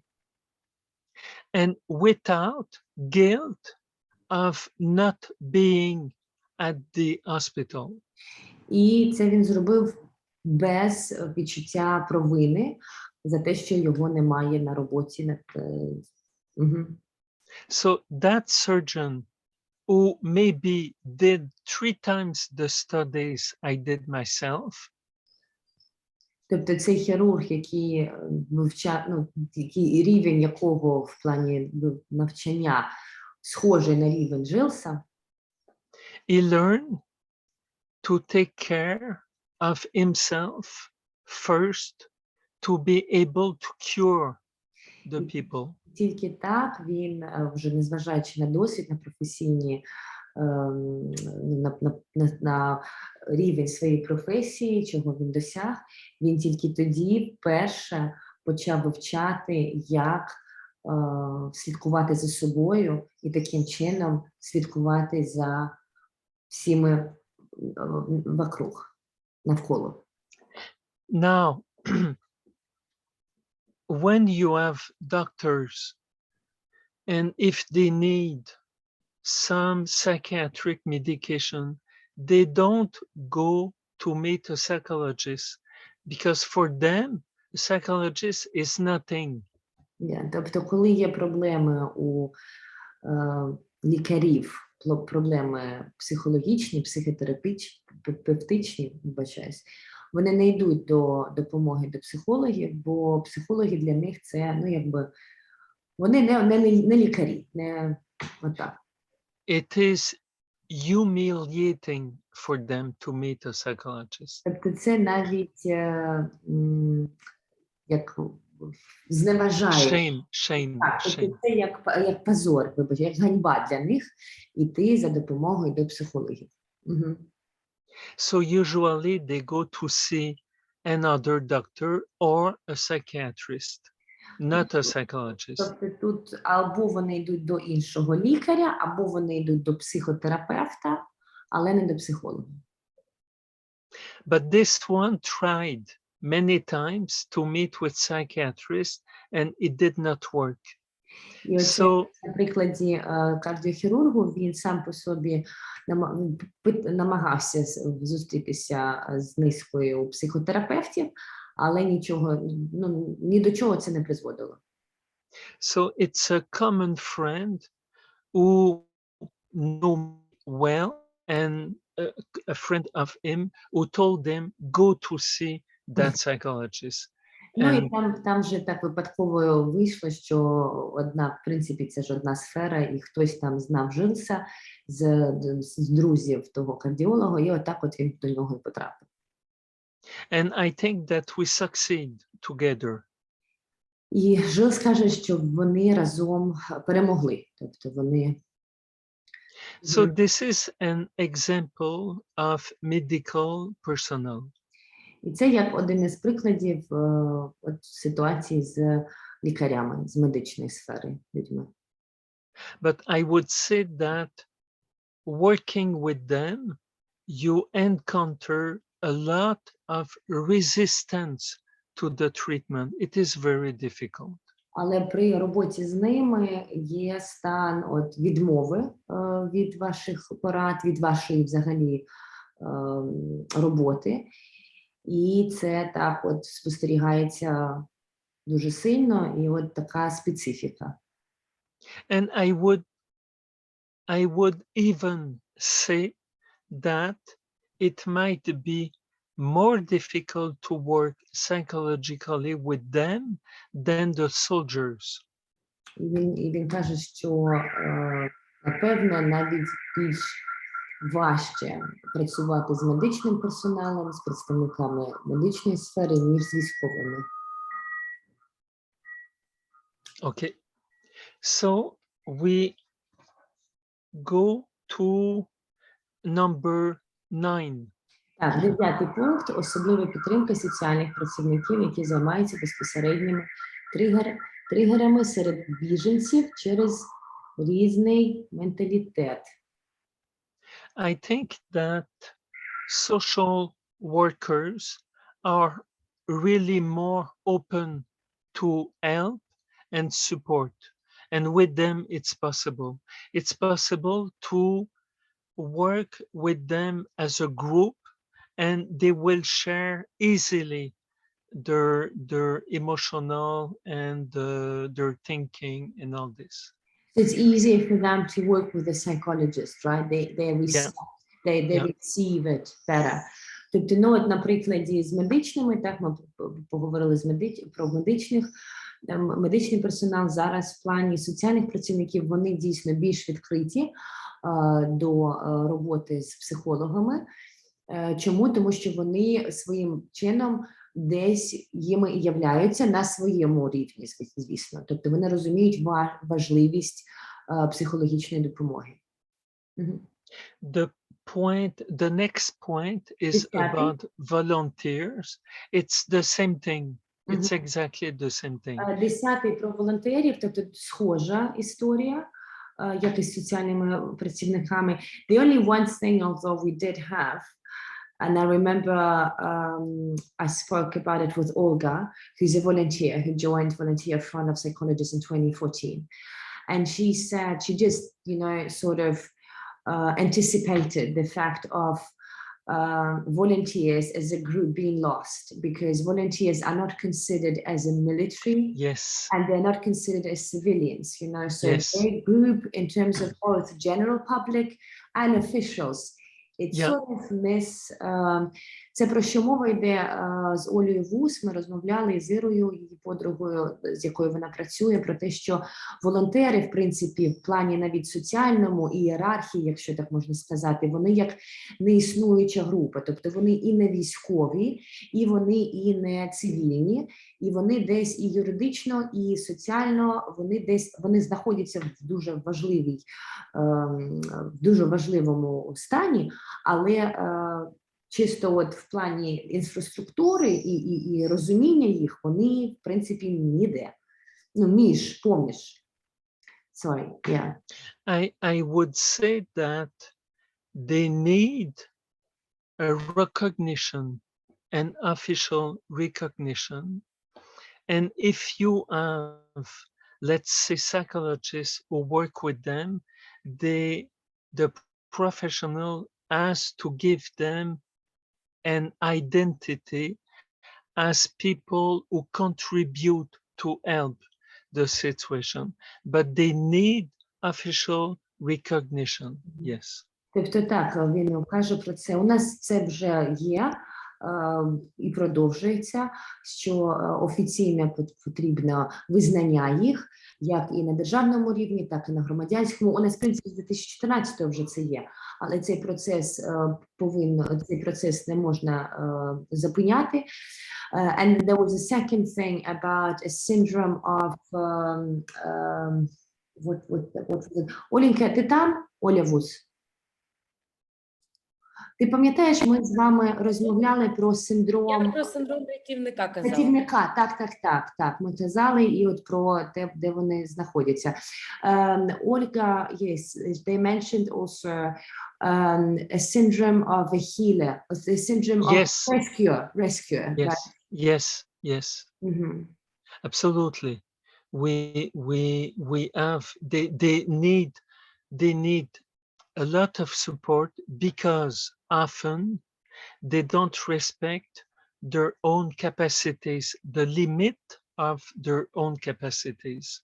Тобто так, це синдром рятівника, і тут про це треба казати, бо вони не розуміють, не відчувають і десь навіть не дають собі отчет про свої внутрішні сили, свої внутрішні резерви. І ну, як результат згорання і фізичне, і емоційне, і загальне. Thank you. Okay. And the next one, let me see. 11th, right? Well, 11 goes with what we discussed earlier about soldiers, point 1 and 2. So it goes the same way. Тобто 11-й пункт, він схожий на перші три. Тобто він не те, що схожий, він якби про одне і те, говорить про схожі речі. Вибачте. There is a lot of work that we have to do with soldiers, and I would say that if it would be able to meet some representative and some, I don't know, commandant, director, it would help. If the people, I don't know if these people will be open. Sometimes they are not. It's like police officers, sometimes they think they have the truth and they control everything. They don't want to see themselves as weak person. Дійсно, так. Ну, тобто він каже, що, знову ж таки, дуже було б корисно почати вже говорити з ними, з представниками наших Збройних сил, з сім'ями, з тими, котрі можуть з нами казати, тобто котрі і самі по собі можуть розмовляти про себе і довірятися нам. І з того, чому? Тому що, звісно, ми таким чином будемо працювати над протоколом і вже над більш такими практичними інтервенціями, як і є. And this is normal and understandable because they have to be in control. Ну і з приводу того, що вони не зовсім комфортно себе відчувають в плані розповіді про свої почуття або взагалі це не роблять, це зрозуміло, бо їх завдання – це стійкість, контроль і, ну так, розумієте. So for them, it is contradictory to talk to these people and say to them, maybe you need psychological and emotional support. They don't see themselves as needing that because they have to be in control to fight and protect. So we need to be very delicate when we talk with them about that, because Тобто тут так, тут чому він продовжує думку, це суперечить їх внутрішньому стану, це суперечить їх призванню в плані, ну, що суперечить? Розмова про свій емоційний стан, розмова про почуття, це суперечить їх обов'язкам, обов'язки бути сильними, обов'язки захищати країну, і от така суперечність. okay. And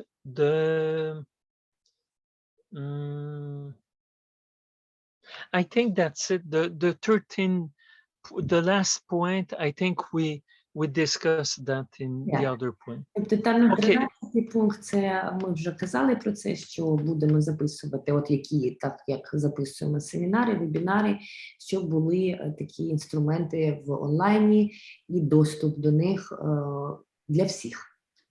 Okay. I will stop here. Do we have questions or remarks? Or would you like that we have a break? And when we start again, we could start with questions and remarks.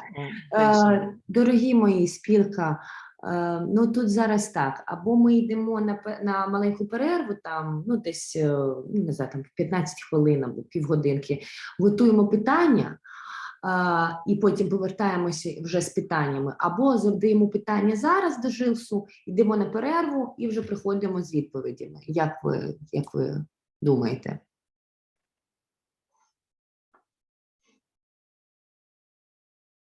Давайте можемо...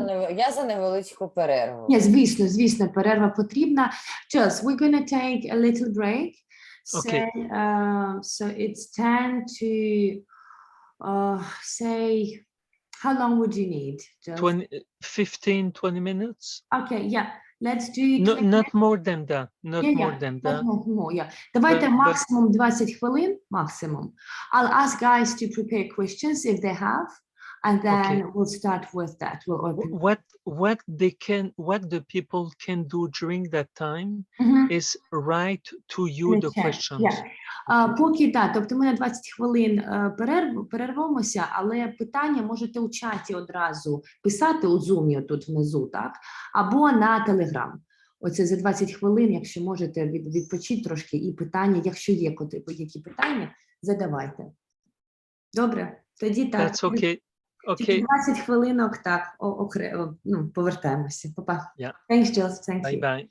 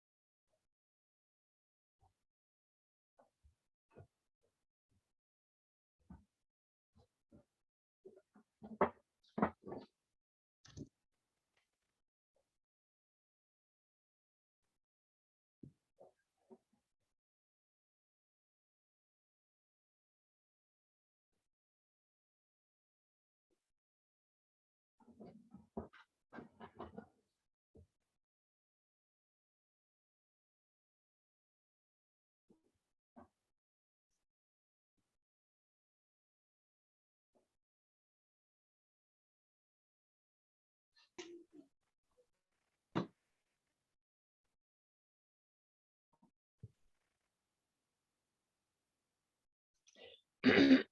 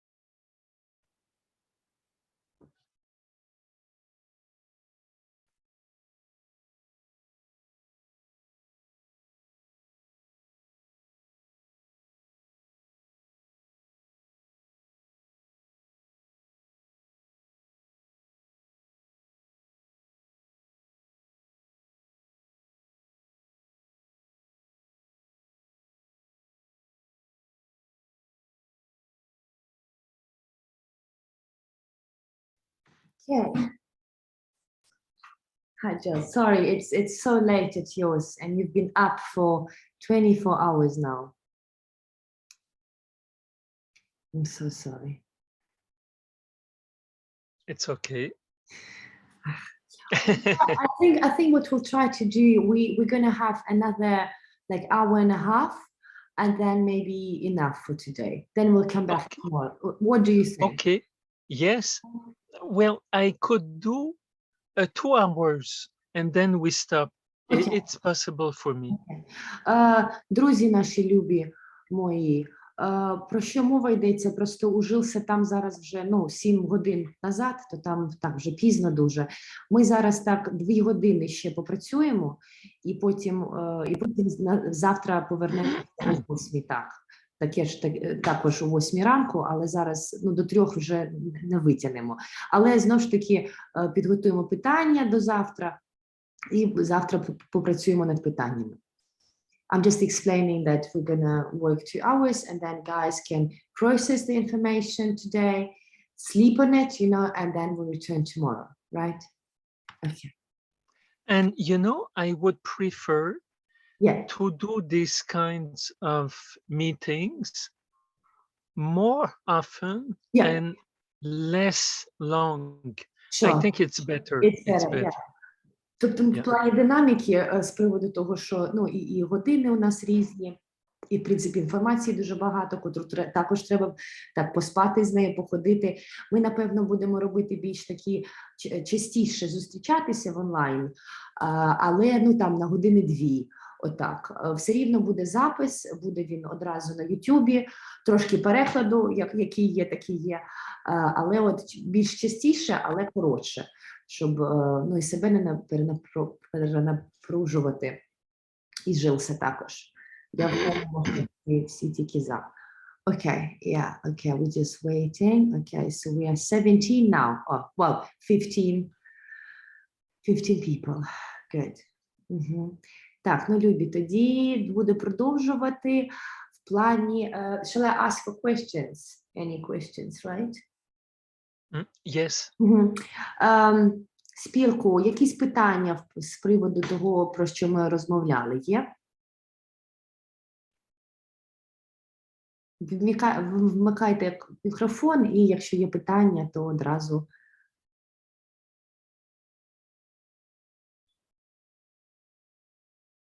No questions so far. Нема. Все супер, добре. Окей. Could you ask them if it was very, very clear? this is why they don't have any question. Ну, Жилс питає, але так відповідь у питанні, що було все так зрозуміло, що немає ніяких питань. Ну, я сподіваюся, що так. Yeah, I think, yeah, it's crystal clear. Okay. А може у Дениса є В запитання? мене... Денис, yes, hi, Den. Ага. Там еще кто-то в одновременно со мной говорил. Лучше он сначала. Ну, давай, если ты уже подключен. Ну, окей, хорошо. У меня вопрос больше про вчерашний, наверное, момент. В контексте позитивных сценариев для травмирующего опыта, насколько это долгосрочный эффект, да, когда человек проживает его, потому что у меня как у гештальтиста есть какое-то сопротивление по этому поводу. Я знаю НЛПшные методы, да, КПТшные, но вот насколько это на длительной перспективе работающий метод, потому что для меня он как будто не дает прожить чувства, горевания и интеграцию опыта. Okay, поняла. So Dennis, he's asking a question regarding what we spoke of yesterday, talking about positive behavior, positive approach. His background is in Gestalt. His instruments and methodology comes from Gestalt. And his reasoning is from the fact that within the positive approach, positive therapy, he thinks that people might not relive the negative emotions. They don't have, that time. So the positive approach in the therapy might not be as lasting as what he worked with before in terms of Gestalt. I would excuse myself because I am not a specialist of either of these approaches. So I understand the concept of positive psychology, but I never learned and I never went to a workshop. So I have a very diffuse understanding of it, and I am not a specialist of Gestalt either. But what I understand is that these two schools are taught in Ukraine as maybe the most common approaches. So it's possible that, but I would like to. Well, this could help me if some of you, like Dennis, try to summarize the principles of that approach, these two approaches. So the positive psychology and the Gestalt psychology. If it was possible to, let's say, in one pager, to write the principal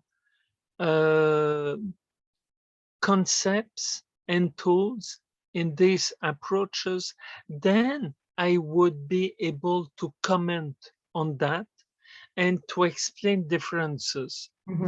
And yes, you can say that first. Десь так, дякую. Жилс не являється представником ні однієї з тих шкіл або інструментаріїв, як позитивна психологія, так і гештальт. Він розуміє, в загальному, що вони існують, і напевне в Україні це такі найпоширеніші школи методології, але знову ж таки він не є експертом по тим школам. Якщо, тобто він що запропонував, що ми зі своєї сторони пропишемо якісь такі головні аспекти, головні інструментарії і гештальту, і позитивної психології, і потім вже в розробці наших спільних практичних таких навичок, або, як він казав, ну, як програм, так, то ми можемо вже щось звідти брати, щось звідти, тобто так робити більш таку мікс інструментаріїв, з котрими ви більш працюєте, або з котрими він більш знайомий. Тобто, якщо можна просто прописати.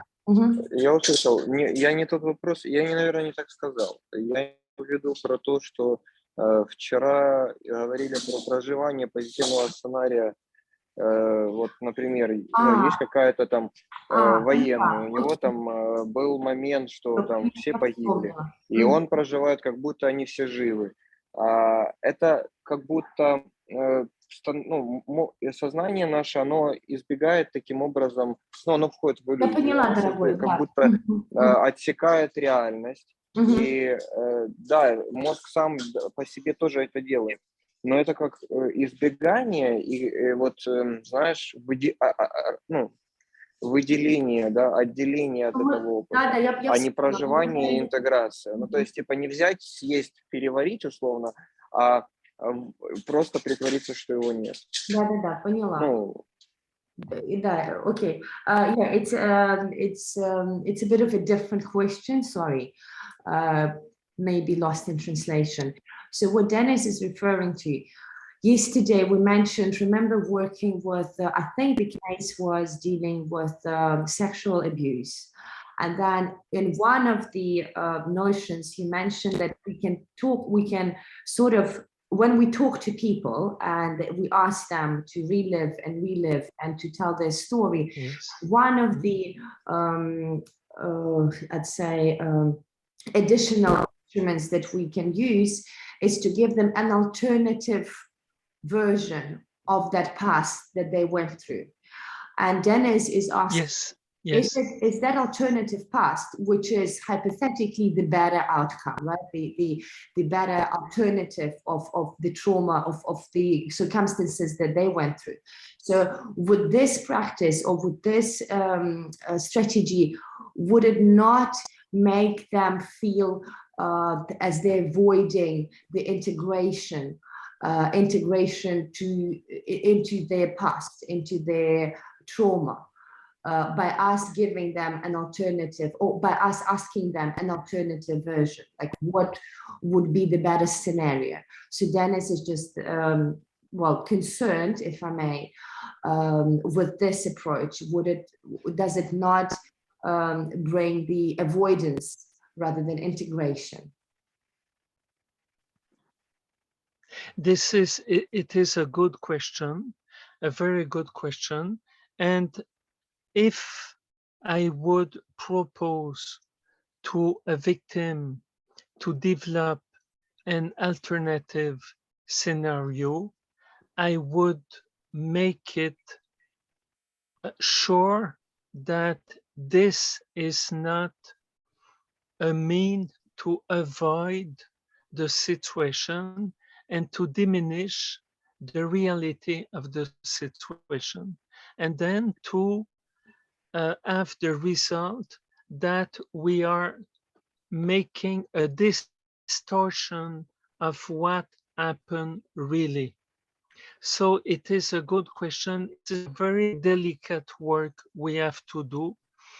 In my mind, it was only to give the possibility to the victim to understand that in a same reality, there might be different scenarios and reaction, but in no way we must diminish the importance of what the victim went through.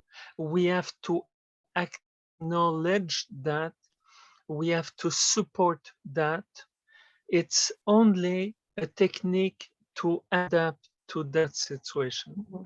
Тобто тут, Денис, це дійсно делікатне, дуже дякую за питання, це дуже делікатний процес, він не відбувається одразу в плані інтервенції.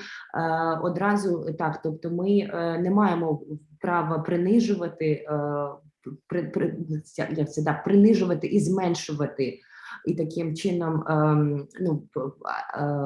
avoid, те, що ти казав, то, що у нас ми не інтегрувати, так, тобто ми якби нівелюємо ту травму, нівелюємо ці емоції, але це, що про що каже, що це делікатний процес у процесі інтервенції, у процесі розповіді людиною свого досвіду і що він або вона відчуває, і потім, вже дивлячись на реакцію розповіді, на реакцію пережиття і визнання тих негативних емоцій і досвіду, потім вже як інструментарій додатковий дати людині зрозуміти, що для того, щоб краще потім адаптуватися до реальності, як один з допоміжних інструментів, це оця альтернативний сценарій пережитого досвіду, але це не відбувається одразу в плані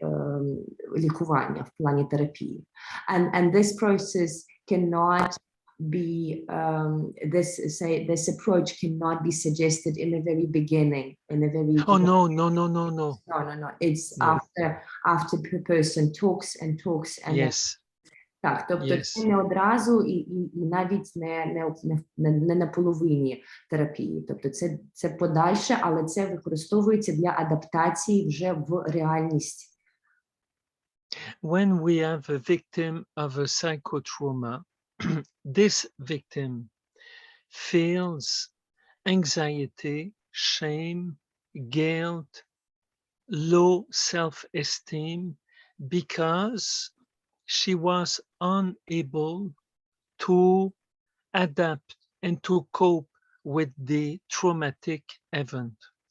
Тобто, коли ми кажемо, ми вчора казали з приводу сексуальних знущань і взяли для прикладу цю категорію травм, і людина все рівно, незважаючи на час, вона відчуває негативні емоції, як і ганьби, приниження себе, тобто, от всі оці речі, котрі руйнують самооцінку. So that's what they feel.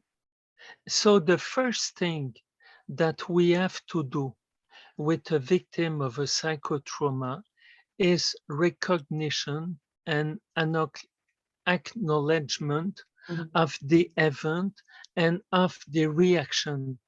We have, Тобто перше, що ми робимо, це визнання психотравми, визнання її і робота над відчуттями, котрі людина відчуває з приводу минулого досвіду, з приводу психотравми, перепрошую.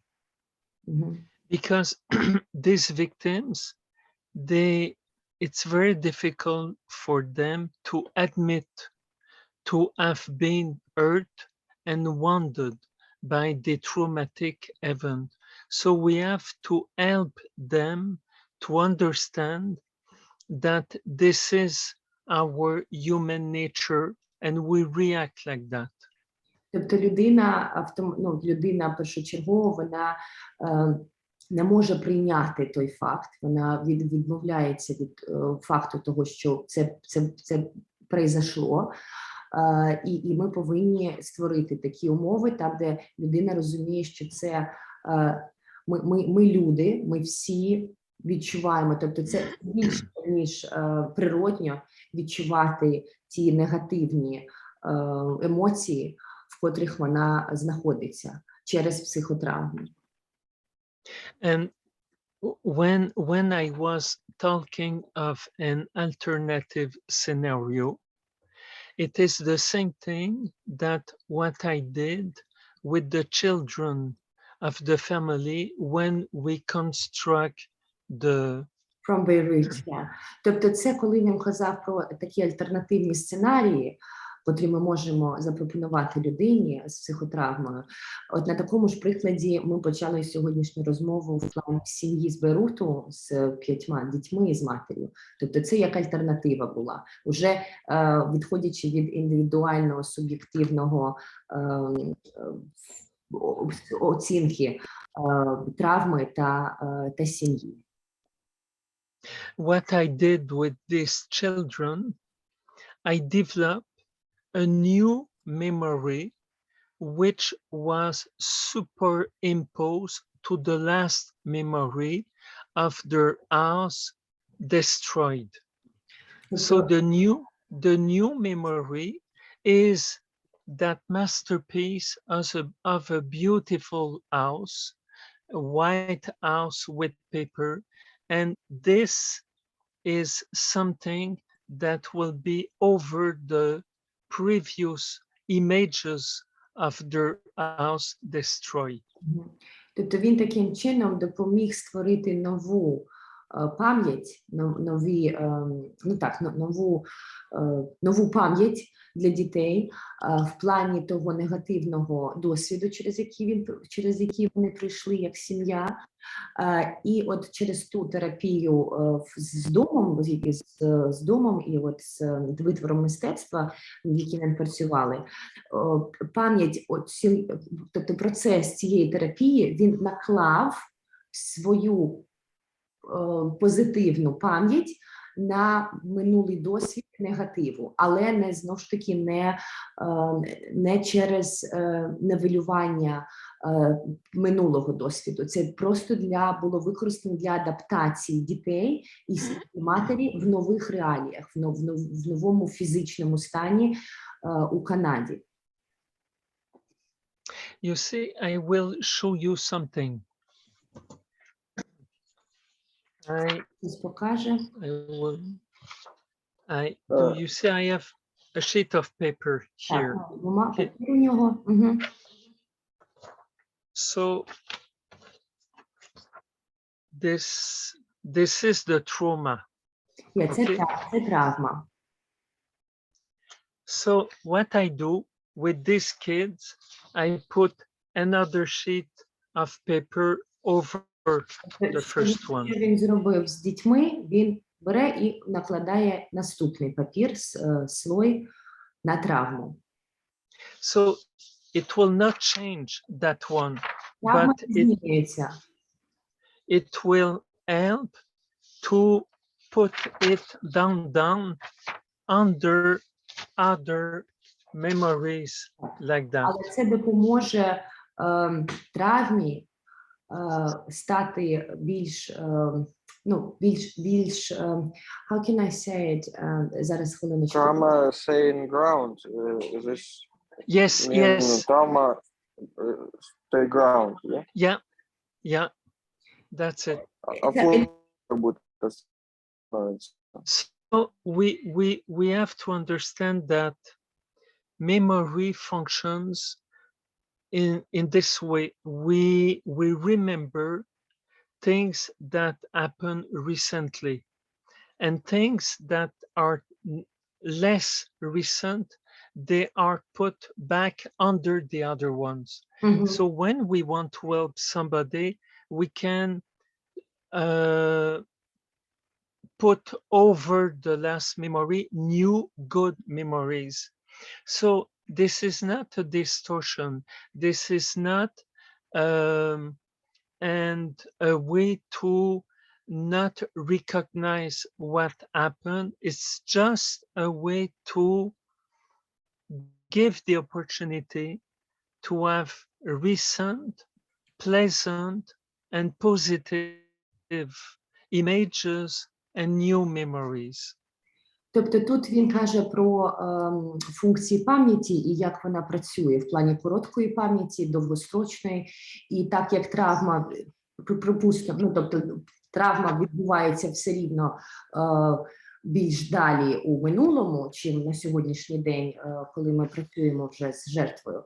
Але в динаміці, в використанні таких позитивних моментів в терапії ми даємо можливість вже якби на слої тієї пам'яті про травму, яка відбулася в минулому, далекому минулому, але на тому минулому, на той пам'яті ми будуємо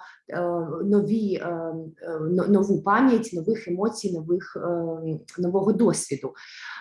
І от таких позитивні моменти, позитивні пам'ять створювати от такою терапією, як, наприклад, дітей, ми не спотворюємо те, що через що вони пройшли в минулому, але ми просто даємо можливість побудувати більш раціональні, адекватні, позитивні емоції в плані адаптації після травми.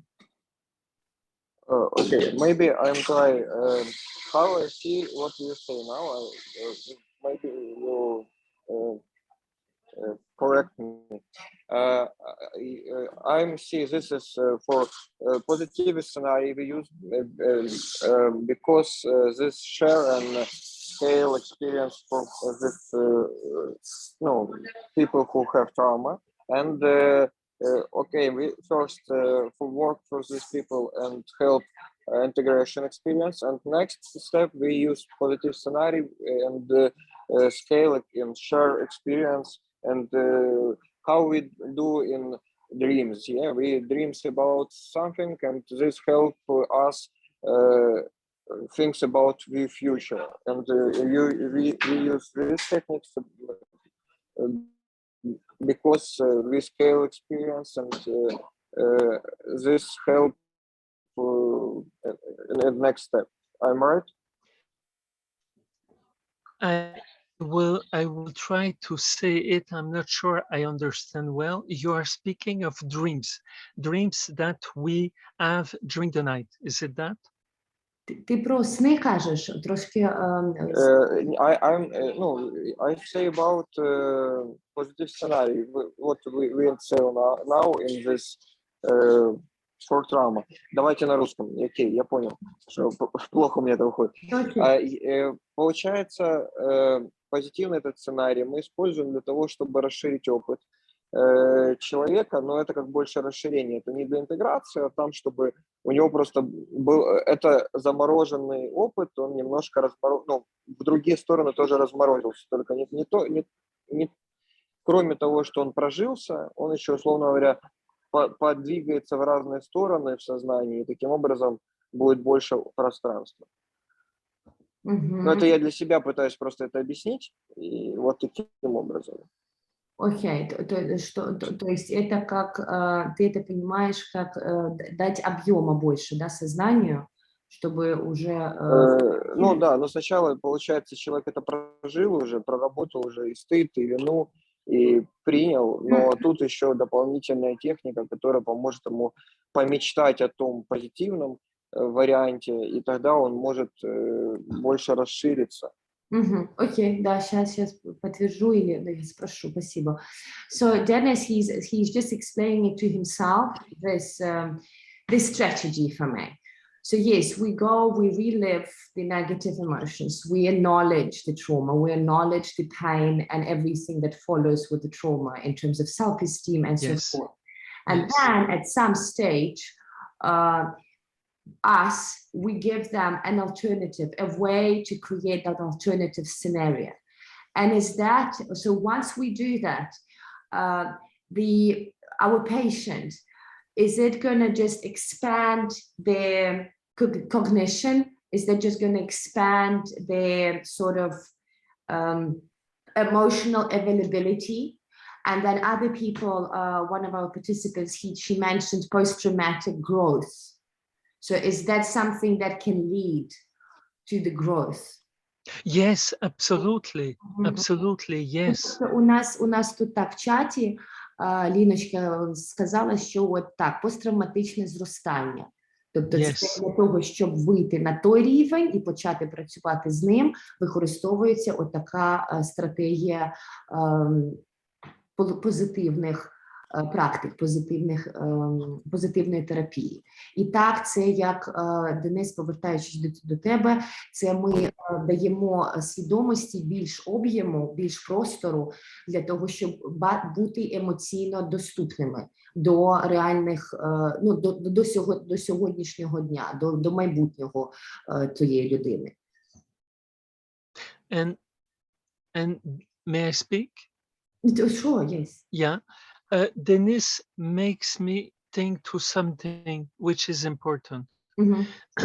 when you are a victim of a psychotrauma, it is like all your life is reduced to this psychotrauma. There's nothing else. It takes all your I'll just translate it quickly. Тобто, повертаючись до Дениса, людина, котра пройшла через психотравму, в принципі, все її життя до психотравми і сьогоднішнє, воно зменшується. Воно і фізично, і емоційно, і інтелектуально воно зменшується через пригнічення. Це. And I would say that it is like the victim is imprisoned in his trauma. Тобто пацієнт, він нібито знаходиться у себе у в'язниці. Like, у в'язниці травми. Sorry. If we have take an image, it would be like a bird in a tiny cage. Так, тобто, ну от якщо так візуалізувати, то це як в клітці птаха. So to present other scenarios, it's a way to expand this little cage and makes it possible to have other representation of the reality. Тобто, і знову ж таки, використовуючи ці позитивний підхід, пробачте, ми таким чином ми якби даємо більш простору от в цій клітці для людини і для її подальшого життя. So we sort of expanded for their future project, Yes, right? yes. Тобто ми даємо об'єм, увеличуємо об'єм для того, щоб людина мала більш простору в плані майбутнього, навіть проекції, чи почала думати про майбутнє вже. So they can also be helped in terms of, sorry, just not come down. So in this case, a victim can slowly but surely start thinking of their projected future, right? Absolutely.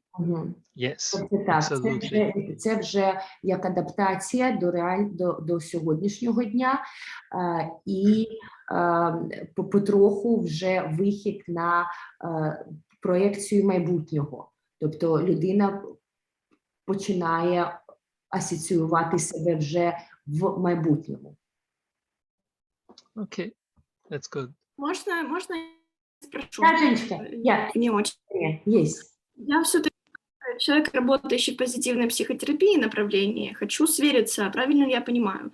У нас есть такое понимание, может быть, даже метафора, что человек фокусируется на какой-то травме, и он как бы владеет туннельным зрением, когда он смотрит только на свою проблему, на последствия, которые эта травма приносит. И когда мы используем позитивные интерпретации, другие позитивно содержащие смысловые техники, мы таким образом расширяем вот этот самый туннель, мы делаем его шире, и можно уже дальше работать с тем, что начинает появляться просвет. Да, я правильно понимаю, спасибо, что здесь подобное? Да, это именно оно, я сейчас просто переведу это, но это расширение, и потом в этом расширении мы продолжаем работать. В любом случае на травмы, но уже имея объем, правильно? С позитивной психотерапией мы таким образом со временем меняем отношение к травме, то есть после как мы это прорабатываем, расширяя вот этот вот диапазон, мы начинаем видеть какие-то плюсы даже для себя, какую-то пользу, и таким образом начинаем менять отношение к тому, что это в принципе произошло. Ну, это, конечно же, уже после такого снятия острой боли, которая будет мешать увидеть все это. Да. Если я все правильно поняла, у нас это так? Абсолютно. Имеется ли в виду то же самое? So Evgenia, she represents more of a positive psychology, methodology and strategy. So that she was just referring to what you mentioned in terms of expanding that voice.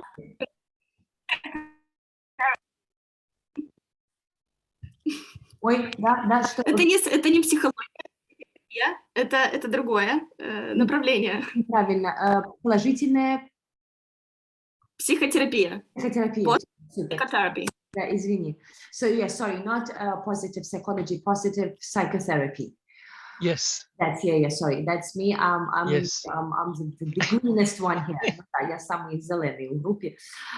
So yeah, she was just saying what you mentioned in her own way, meaning that in the end of the day, we expand that horizon, we expand that volume that we can work with, and then obviously a person, the way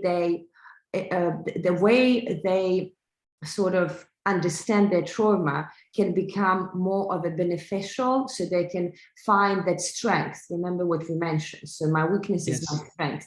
And then throughout this experience and strategy of positive psychotherapy, they can rewire their own mind to use that trauma as something in terms of growth rather than degradation, stagnation, and focus only on the trauma and results. I agree. I agree. And I'm just saying that, Tina, you're becoming a specialist of positive psychology, positive psychotherapy, gestalt psychotherapy. Да, тобто він каже, що я так поки так щось тут роблю, то у мене вже такі задатки і на позитивну психологію, на позитивну психотерапію, на гештальт. Ну, якось так. Ну, well, that's a main goal for everyone. Yes. Yes. Let's see. Somebody else another question? From Eugene, yeah. Женечка, добрий день. Так, вибачте, що тільки зараз до вас доходимо. Добрий день ще раз. Да.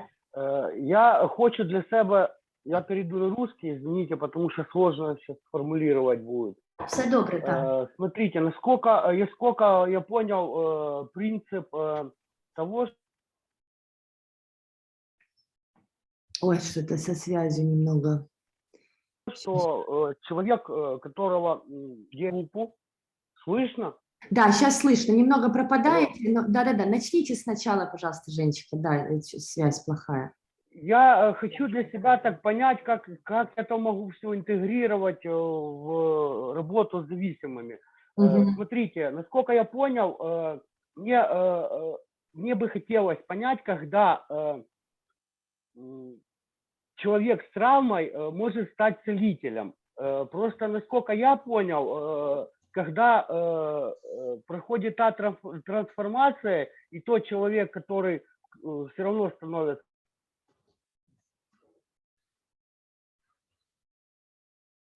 целителем, условно говоря, то, работая в группе, он чувствует идентичность, сопричастность к другим участникам. И таким способом, как показывал Джилс, травма, она никуда не денется, она останется. Проходит такой себе период адаптации, когда я могу с этим жить. Но при этом, если я становлюсь целителем, я постоянно проживаю какие-то травмирующие события. И, мне становится от этого легче. Но сама травма, насколько я...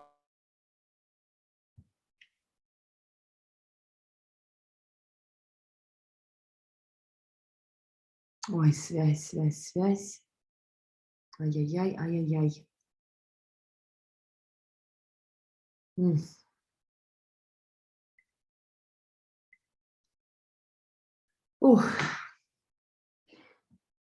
Челс. Зараз щось тут зі зв'язком трошки у нас така. I am back. You back, sorry. Женечка, вы там, я вас потеряла, вы говорили касательно вот момента, когда идет зависимость человек через некоторое время, да, он может, is Евгений, Женя, okay, we lost Евгений, I think, let me just check. Да, Женечка у нас пропал, сейчас, но это с зв'язком проблема. Okay, I'll translate what he mentioned. So he's coming, Eugene, yeah, he's coming from a background that deals with addictions and anxiety. Yes. So in that scenario, he was asking, in that regard, he was asking of how can he use that positive sort of scenarios and alternative scenarios when working with addicts. And then he mentioned that what helped them and what helped him, even though he is in a remission, but what helped him is to become a healer himself. Yes. And he sort of relives his trauma again and again and again. Yeah. Correct me if I'm wrong, but now he's reliving empathetically traumas of another people. Yes. But his relation is much stronger because he's he's much further away with his growth and remission. But now dealing with traumatized people, dealing with addicts, it helps him also to stay more firmly on his own trauma. Is that absolutely? Yeah? Yes. You know, I would say that each session I have with my patient, I cure them and I cure myself at the same time. Так. Женечка, це зараз я перекладаю. Ви там? Ви чуєте нас? Женечка, да, я просто начала говорить о том... Дякую, я чую. Ага, супер, да. Видео можете отключить, да, все нормально, связь слабая. То есть, да, я объясняю то, что вот вы о чем говорили касательно работы, да, вот с зависимыми и будучи в зависимости, в ремиссии, но потом в итоге стать тоже ментором, целителем. И касательно вот положительного подхода, что вы при работе с зависимыми, которые находятся еще в более травмированном состоянии, вы таким образом тоже самолечитесь. Это я туда переводила ваш вопрос или не туда совсем? Да, но я акцентировал внимание касательно того, что не происходит полного исцеления. Исцеление, это как бы такая пожизненная терапия.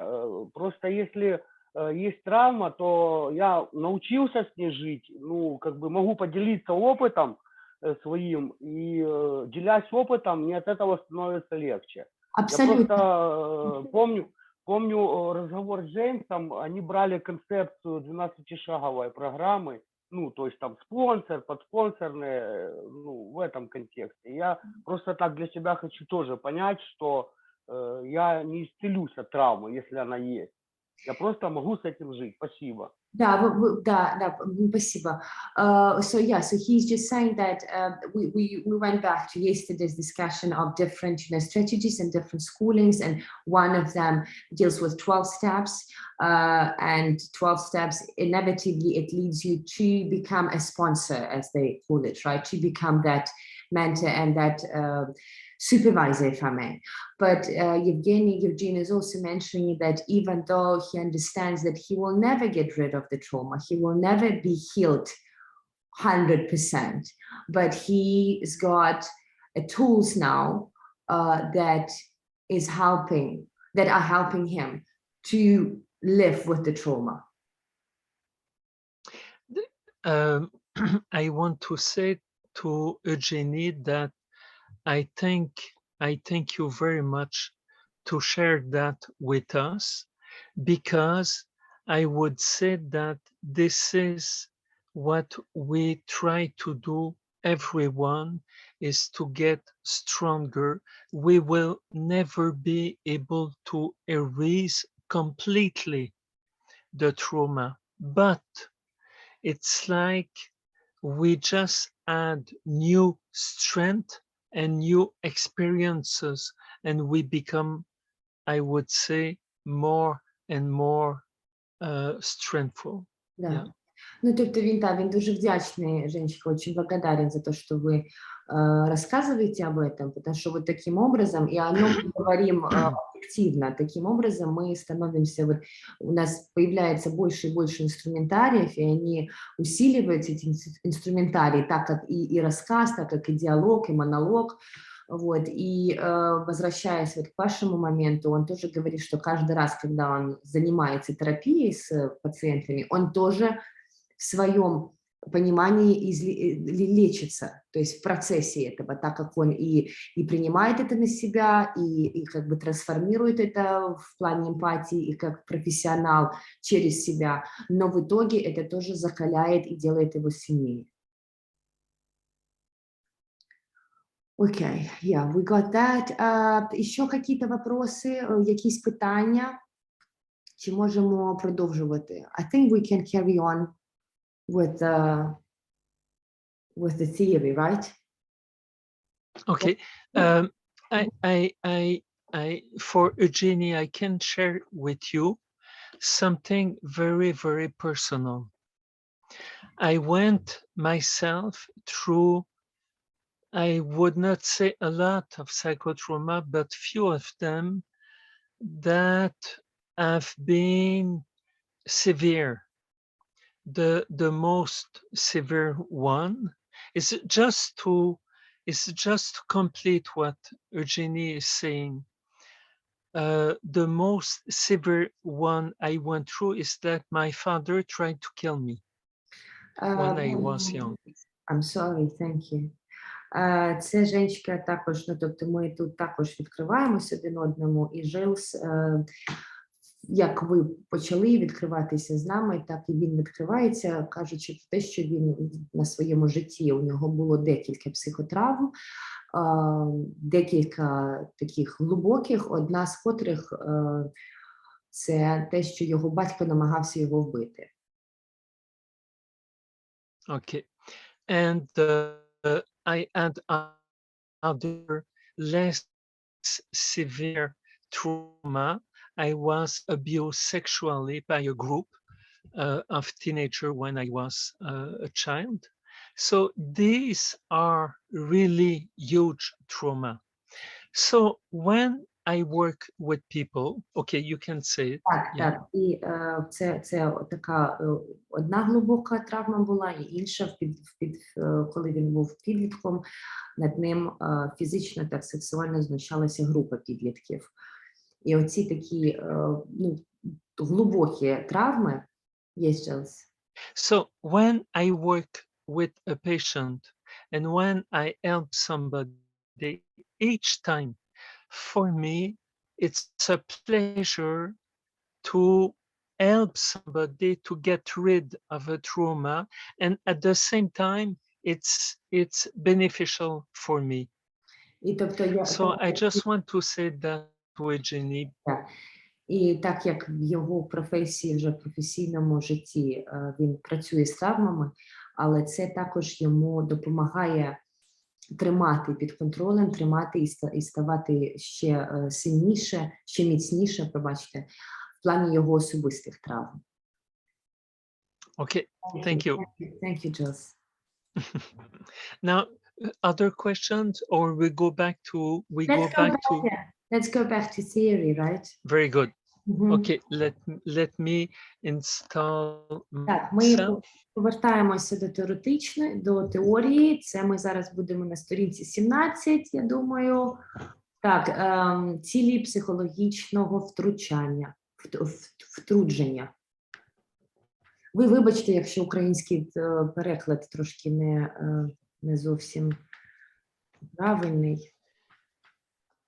So, Tina, Yes. we are now the English version. Mm-hmm. We are on page 16. Yes, And right. psychological intervention objective. Yes. Mm-hmm. In our webinar of Thursday, Mm-hmm. well, it was 2 days ago. Yeah, I explained that part in the webinar, so I will just summarize it, but it's just a repetition of what I said earlier. Yeah, thank you. So, ми в четвер, yeah, okay. Sorry. Ми в четвер трошки про це, ну так, в принципі, не трошки, ми про це казали, про психологічні вже втручання. Він зараз знову ж таки повторить, але більш так, ну, більш загально. Yes, thank you, Jules.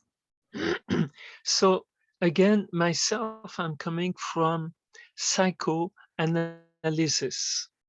Джилс, так, він спеціалізується, і його досвід в психоаналітиці. Yes. This techniques tries to understand what is unconscious of our personality. Тобто ця техніка і цей метод, він працює з несвідомим. Okay. But doing psychoanalysis, I am always also very practical to find solutions and tools for the people. But this only after we understand an inner conflict, not before. Yeah, thank you. Тобто, так як це робота з несвідомим, звісно, для того, щоб зрозуміти внутрішній конфлікт, це не одразу виходить, але для цього використовується низка практичних інструментів, експериментів навіть, про котрі він вже казав, але для того, щоб дізнатися, тобто отримати картину внутрішнього конфлікту, для цього є психоаналіз, котрий більш теоретичний і більш академічний, скажімо, але у практиці роботи з людиною використовується дуже багато різних інструментів. Дякую, thank you.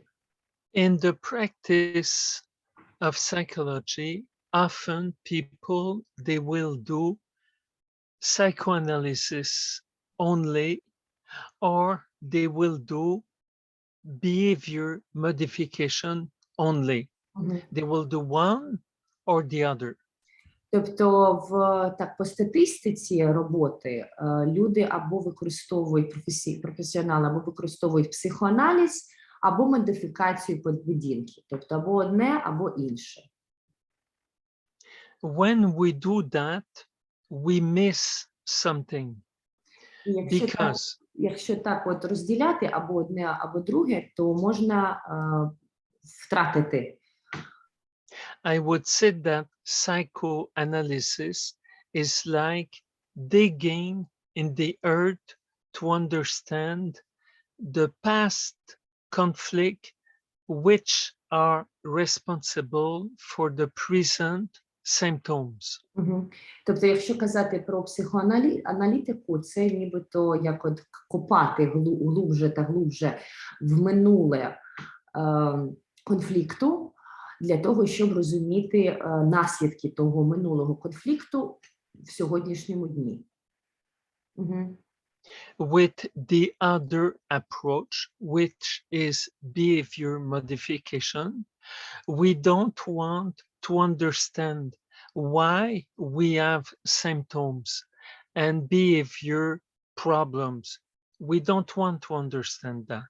А з методою модифікації поведінки ми не зовсім хочемо розуміти, чому у нас виникають такі результати, чому у нас є взагалі результати, які від конфлікту залежать, тобто про це не йде мова.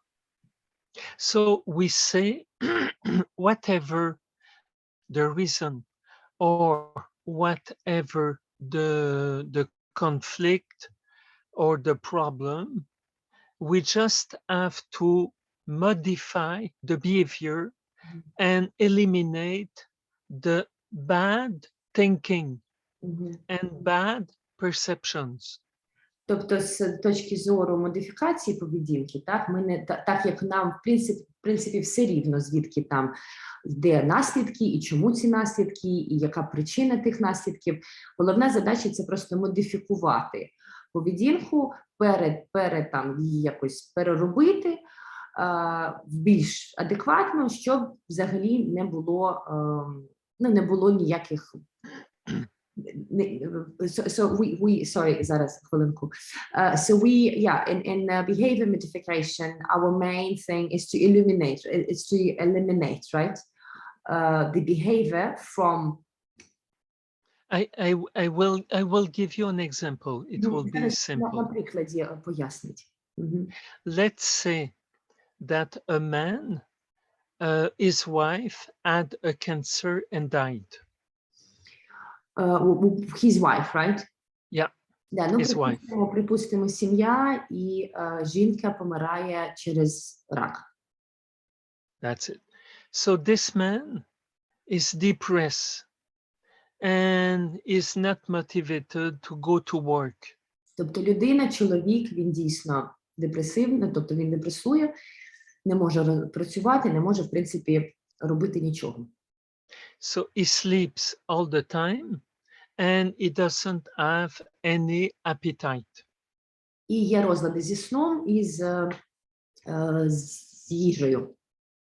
He is in a mourning process. Так, тобто він, українською мовою забула, скарбіт. So I am just exaggerate the situation to make it understandable. Так, він трошки, ну так, ситуацію так малює, ну, скажімо, просто, щоб ми зрозуміли принцип модифікації поведінки. If this man go to meet a psychologist who is doing behavior modification, тобто, якщо чоловік, припустимо, він йде до психолога, котрий володіє методою модифікації поведінки. the psychologist will say you do have an unadapted behavior to reality. So you have to adapt better to reality. I will give you the ways to adapt yourself. Тобто він, оцей психолог, він може йому сказати, що ваша поведінка, з вашою поведінкою ви не можете адаптуватися до реалій. І моя задача тут дати вам низку адаптивних інструментів, чи інструментів, пробачте, для адаптації до реальності. Gotcha. And I exaggerated a little bit to make it very simple. Так, тобто він якби це, так, скажімо, поверхньо дає приклад, щоб ми зрозуміли на простому прикладі різницю. So this man will say to his psychologist, I am not happy in life because I lost my wife. І так, і припустимо, чоловік каже, що я не можу, ну, тобто я не щаслив, тому що я потеряв свою жену. And he will add, I don't see the usefulness to live, to continue my life. І тобто я не бачу в тому змісту, в тому житті без неї, і тому я нічого не хочу.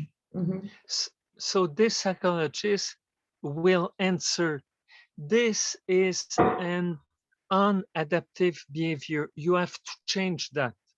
І потім психолог, як відповідь, він може сказати йому, що це не адаптивна поведінка, ви повинні її змінити.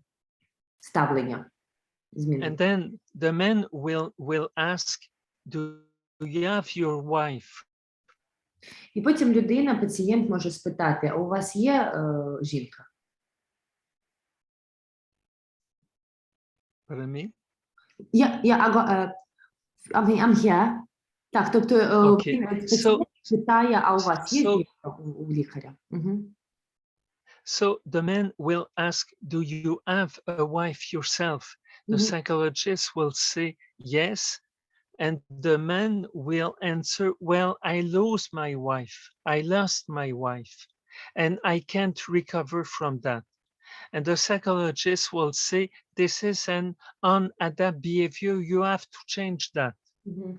І тут виходить такий діалог, типу, що у лікаря, у психолога є жінка, а у пацієнта немає, і пацієнт знов повторює те, що ну, а я її потеряв, свою жінку.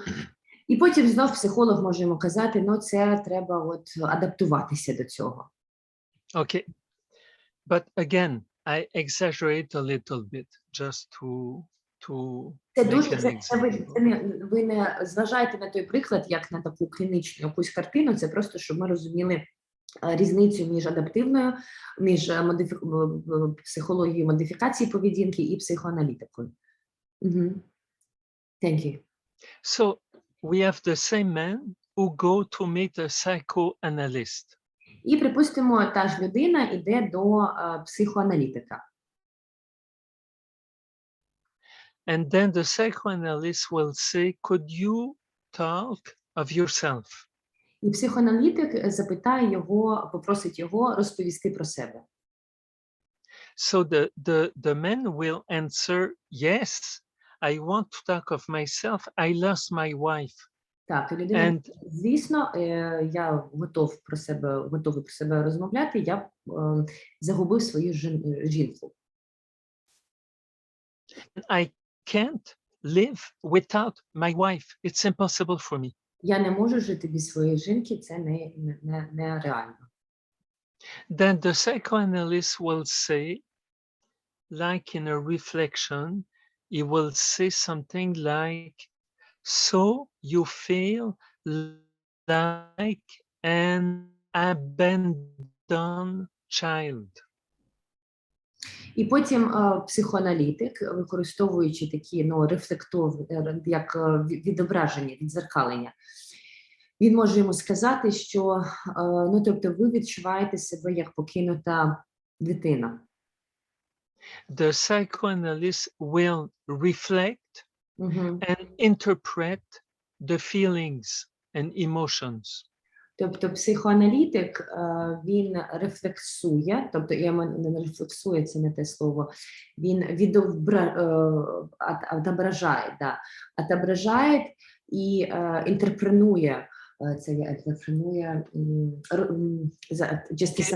Another meaning. Sorry?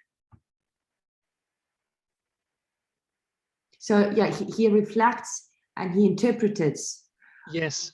the feeling. Yes. Yeah, I just need to translate. Yes. Sorry, зараз. Yes. Go, take your time. Так. Зараз хвилинку, це мені переклад треба зробити.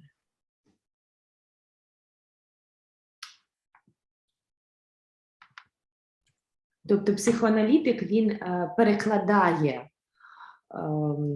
відчуття, емоційний стан пацієнта, він перекладає та, зараз хвилинку, і як відзеркалює їх. Дякую. Thank you. And the psychoanalyst may ask one question. Could you explain? Could you explain why it is so difficult for you to have lost your wife? І психоаналітик може запитати, будь ласка, поясніть, чому вам так важко пройти через утерю жінки? By doing that, he is interested to understand the story of that man. Тобто таким чином він дає, тобто він зацікавлюється, психоаналітик зацікавлюється в історії пацієнта. And then the man will answer, you know why it's difficult for me? І потім пацієнт каже, знаєте, чому це так важко? And the psychoanalyst will answer, I hope you will tell me. Психоаналітик зі своєї сторони відповідає, я сподіваюся, ви розповісте мені про те, чому це так важко. And the man will answer, it's because I lost my mother when I was 6. І пацієнт може сказати, ну, припустимо, він каже, це тому, що я загубив, не стало моєї матері, коли мені було 6 років. So he will say, I went through a trauma first at 6 years old, and now what I go through is with 2% that were caring for me that I am losing. Тобто і пацієнт, продовжуючи розповідь, каже, що я перший раз моя особиста потеря відбулася, коли я був дитиною, і зараз це другий раз потеря, і я живу в тих двох потерях одночасно.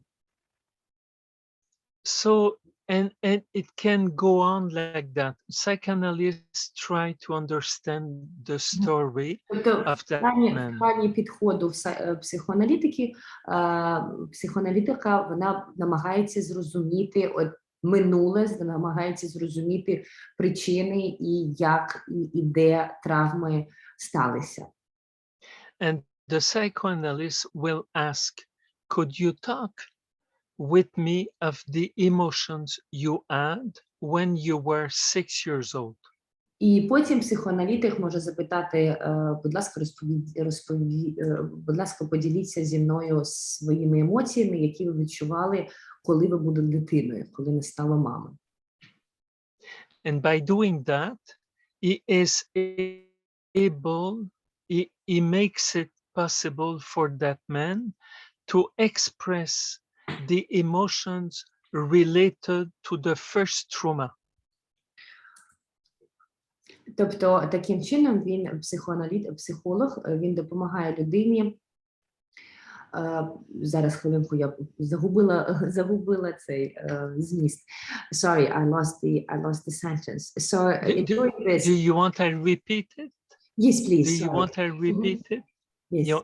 So the psychoanalyst will ask, could you talk of the emotions you felt at 6 years old?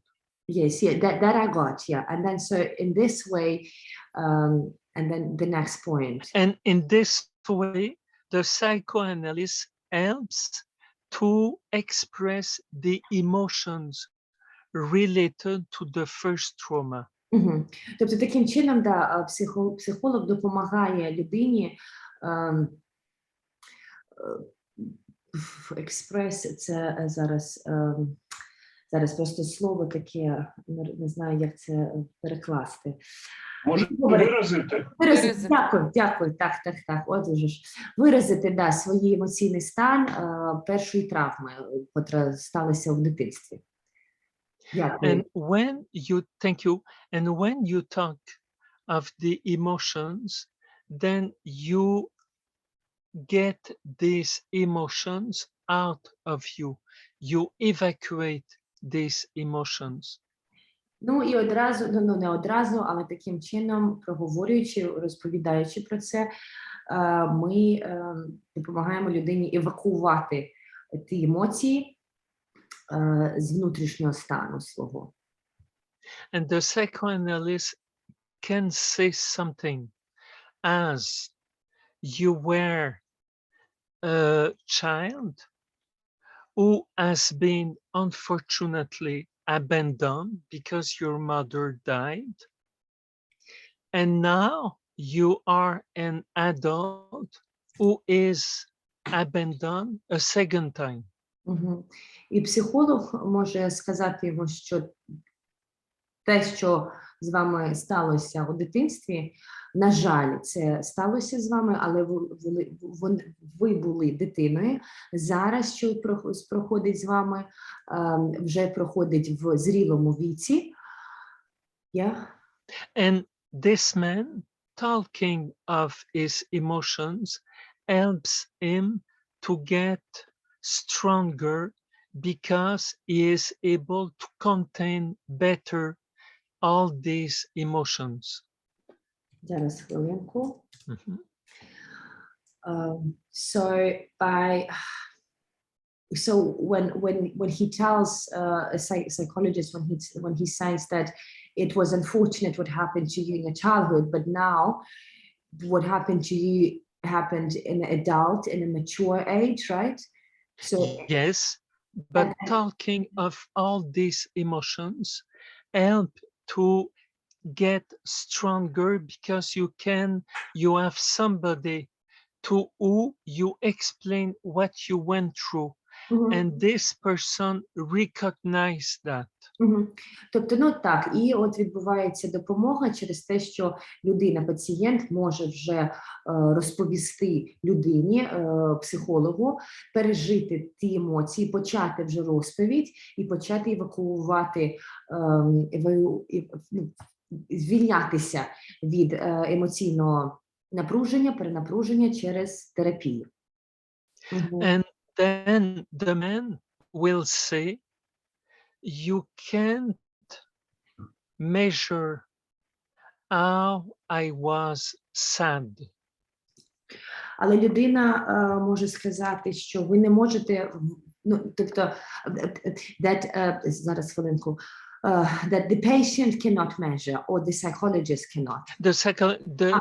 The patient is saying you don't have any idea of the. Тобто, вибачте, але людина може сказати, що ви все рівно не можете зрозуміти і виміряти рівень того, через що я пройшов, і рівень мого емоційного, моїх емоцій. And the psychoanalyst can answer, you were a sad child and now you are a sad man. Психолог на це може казати, що ви були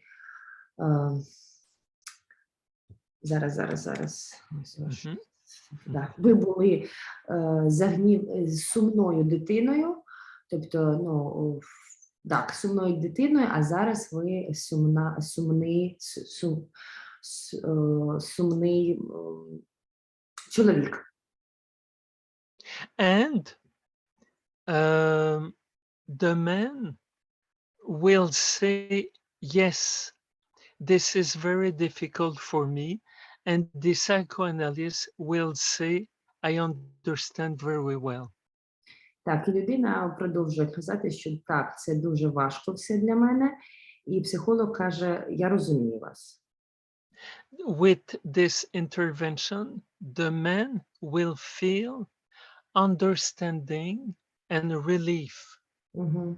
Тобто з такою інтервенцією, з таким підходом людина, пацієнт, він відчуває себе зрозумілим і відчуває зняття напруги емоційної. Because this man has somebody who recognizes what he is feeling, and he is putting new words to help him to describe what he is going through.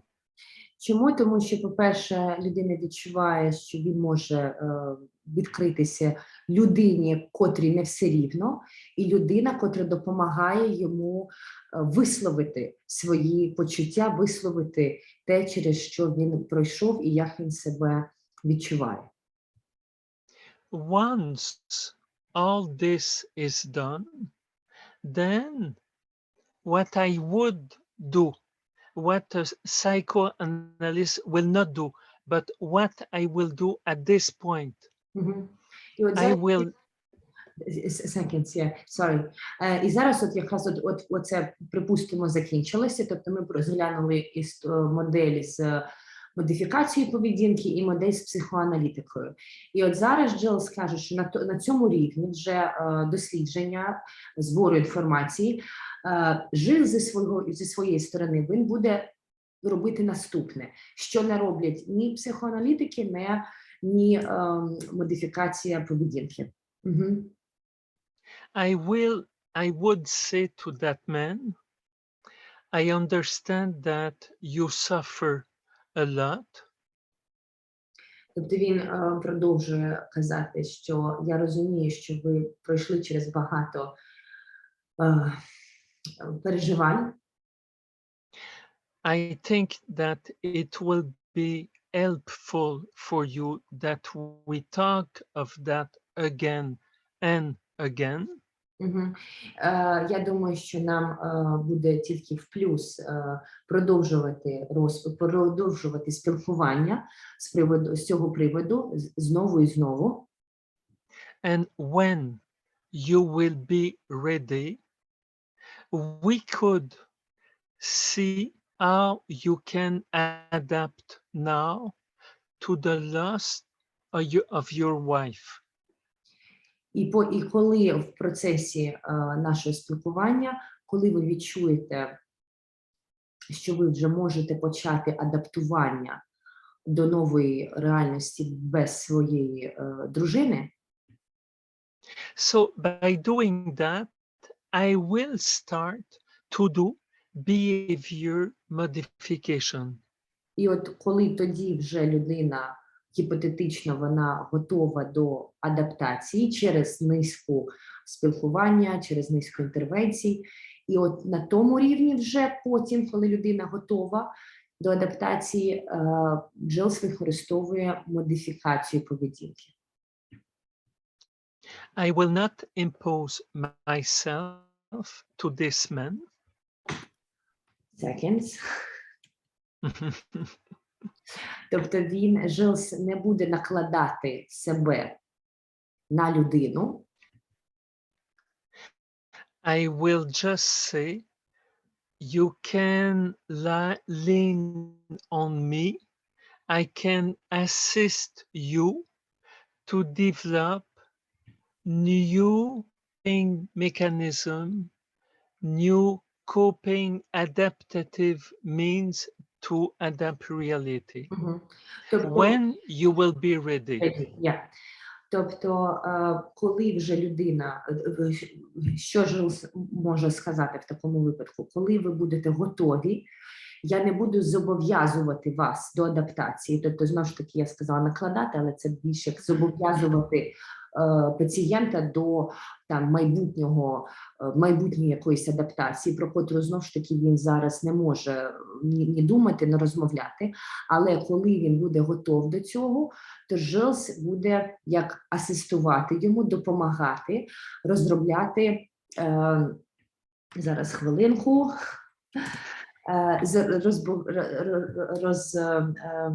розробляти механізми, з котрими він може справлятися. Тобто coping механізм, я не знаю, як українською це буде в теорії, ну, тобто механізми справлення з реальністю, якось так.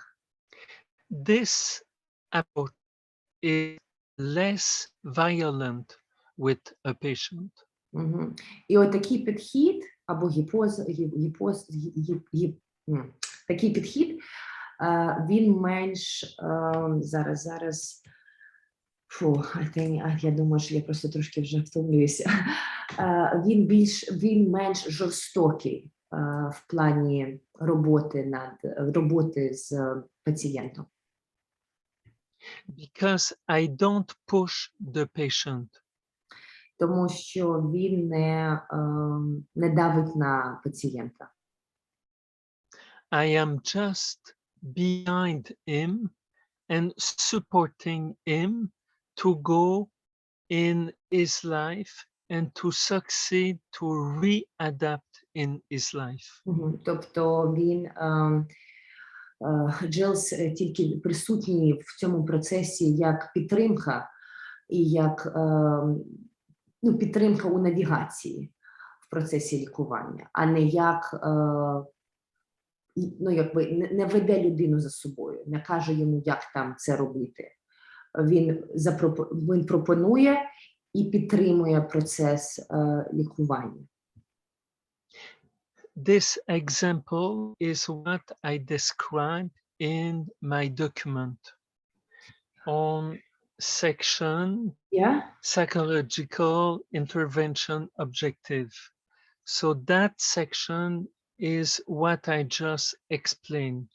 Так, with that example. є у нас приклад цього в розділі, от про котрий зараз йде мова. Розділ у нас зараз хвилинку. Так, розділ у нас психологічні втручання. And there is an example, right, of this. Yes. So under, just a second, under psychological intervention objectives. So, Objective, yes. objectives. Right. What the story I present you is an example of the concepts I develop in the document. Ага, вибачте, тобто цей приклад, котрий він зараз нам дав, це для опису от цілі психологічного втручання. Yeah. Okay. And when we work with a person who went through a psychotrauma, I think that everything I said is what we have to do. Listen, understand, interpret, and then help to adapt. But just after, not at the first time. The first thing we have to do is listen, understand, interpret. Тобто, якщо казати про хронологію, так, ну, часу або лікування, на початку ми обов'язково повинні слухати, розуміти і слово розтлумачувати, так, розтлумачувати або розцінювати, трактувати те, що до нас приходить від пацієнта, це на початку.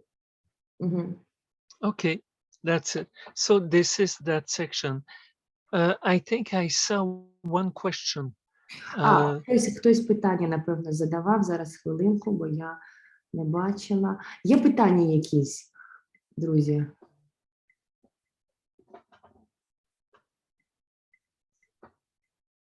Якщо є, то просто вмикайте мікрофон і вперед. No, I don't think so. Everyone is. Oh, okay. Okay. We have a question in the chat, sorry. Олександр, так, обід. Ну, у нас було з 11 до 12, але зараз ми вирішили ще добити, у нас залишилося десь 40 хвилин, і потім вже ми підемо, ну, потім вже завтра ми зустрінемося. Тобто ще 40 хвилин, і потім вже звільняємося. Дякую. Yeah, it's just regarding the time. Okay. Essentially, we've got like 40 minutes, 45, and then we'll leave you to some rest. we can, you know, we can stop in 30 minutes. It will be okay. Півгодинки ще поштурмуємо трошки і вже відпустимо один одного. Thank you. So, if it was possible, I would like to discuss with the participants and leave for tomorrow the other part, which is psychological intervention techniques. So I think that tomorrow we could start with that. But for today, I would like to discuss anything with the participant based on what I said. Maybe you agree, maybe you disagree, maybe you have, so it's open, it's open. You know, I would say that humbly, I'm just sharing the way I understand psychotherapy and the way I work. But when I discuss that with people, I always have this attitude of auto-criticize myself. So I am always open to any Okay. So, as we, So- yeah. Зараз трошки по адміністративним питанням. Тобто завтра ми почнемо теорію з техніки психологічного втручання, саме техніки безпосередньо, на сторінці 18.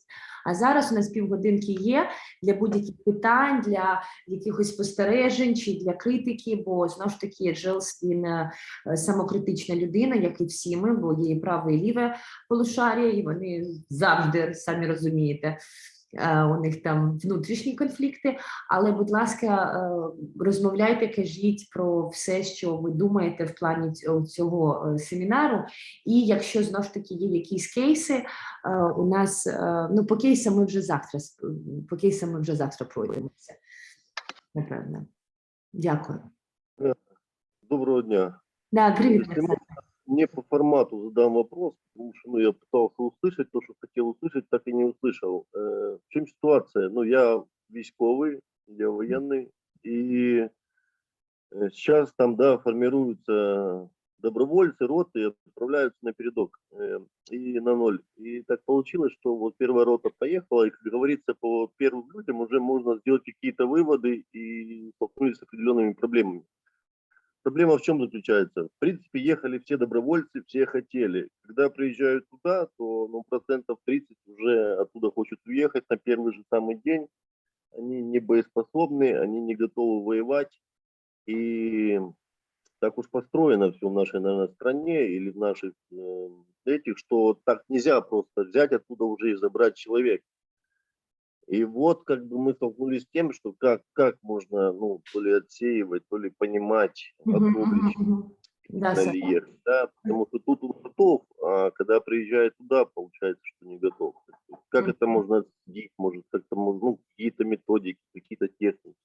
Поняла. Спасибо. Спасибо, Саш. Слава Украине, спасибо за службу. Okay, so now we're going into the depths of it, into a midst of it. So Alexander, he is a soldier. He works with military as a soldier, and he helps as well. So in his already 4th month of experience, what he's noticing is that people who going through the trainings, right, and then they get sent to hotspots. Some of them, yes, most of them are volunteers, some of them are due to the training, to the prior training, but 30 people, once they get to the site, once they physically get to the combat zone, at least a quarter automatically deny, automatically want to, you know, go back because they're not equipped. They're not equipped both in terms of moral, you know, strength and in terms of physical. And whereas physical gets to us due to the duty that we take, but the moral strength is something that we cannot just outsource. And what Alexander is saying and asking us is of somehow of some sort of a guidance, of some sort of evaluation for these guys, and under evaluation, some sort of preparation for them before going to the war zone. So as a first time, as a first prior experience. Yes, right? yes. So this Yes, it's this is a very good, very good question. I don't have, when I discuss that with you, I don't have now a tool to evaluate the possibility that they succeed. But I'm just thinking that it would be possible to develop a questionnaire, and that would be used in a first evaluation before starting the training. And okay, you can Сашенька, translate that. мы про это говорили изначально, что уже по факту более таких, ну, вообще по-хорошему было бы поговорить с военными, хотя бы для интервью, и потом уже разработать такой протокол для них. То есть для них протокол касательно моральной подготовки, психологической. И вот возвращаясь к вашему вопросу, то же самое подготовить, не протокол, а подготовить опросник, изначальный опросник для ребят, которые еще, ну скажем, которые первый раз вот попадают в такие ситуации. How can we elaborate on that? Is there a way? That's a good question. Mhm. I was thinking to that. You remember, Tina, in the summary document I sent you, Yeah, questionnaire. there is a scale. Yes, yes. There is a scale. Мы отправляли вот там в группе в телеграмной, да, у нас есть теория и у нас есть опросник, опытывальник, вот что-то вот такого отправляла я в группе, есть это, есть. But that scale is just for psychotrauma. But Это только для психотравмы, то есть это уже работая с психотравмой. But we can develop a scale for training and going to combat zone. The way to... На таком примере мы разработаем опросник для ребят, чтобы вот эту эвалюацию, оценку первоначальную сделать и, соответственно, помочь. So the way to do that would be that Alexander and some psychologists and me, that we have a meeting and then we share observations. Which kind of personality was unable to stay in the hotspot combat zone, and then we could develop a questionnaire, try to use that questionnaire on candidates, see the results and all this. This would be something that we could do when I will be in Kiev with you. Да, то есть вот сейчас, Саш, если можно, нам этим заняться с вами вместе, и тоже ребята, кто имеет опыт работы с военными, чтобы мы вместе уже начали работать над этим опросником, и потом вот по уже ходу опросника смотреть на людей, на ребят, которые не справляются, то есть описать их картину, что в любом случае есть какие-то общие знаменатели у них, вот, и уже на практике применять этот опросник и применять уже результаты и строить протокол. Да, Женечка у нас, Евгения, Женечка, да, вопрос. Скорее дополнить, я же вот как раз сейчас проводила психологический анализ тероборонистов, которых будут мобилизировать, которые уже подписали договора и будут ехать непосредственно уже как составляющие на фронт. И у нас есть, я могу скинуть в наш чат документ Министерства нашего 2016 года, который називається «Методичні рекомендації з організації психологічного вивчення військовослужбовців, призваних за мобілізацію в навчальних центрах, частинах Збройних сил України». У нас уже есть. Я сейчас работала, я использовала в первую очередь эти рекомендации и личное интервью, там, получасовое. Понятно, что этого мало, но сложно там 25 человек опросить, и, ну, в общем, это и так тянулось 2,5 недели. Вот, ну, сюда я еще индивидуально добавила, у них там был такой кейс непонятный, когда... или во время того, как чистил оружие, человек застрелился, или по неосторожности, или того, что сказали, что будут отправлять. Непонятно, поэтому нужно было еще и проводить опросники на суицид. И во время общения я эту тему с ними обсуждала, их отношения. Ну, в общем, разработанный уже методический комплекс есть, он сюда включает 2 методики. Акцентуация характера и адаптивность 200. Я могу скинуть ссылку в наш чат. Я не знаю, насколько она будет актуальна и адаптивна, но вот такие рекомендации уже существуют. Понятно, что они уже устарели, их нужно дополнять. Ну, уже 2022 год, на секундочку.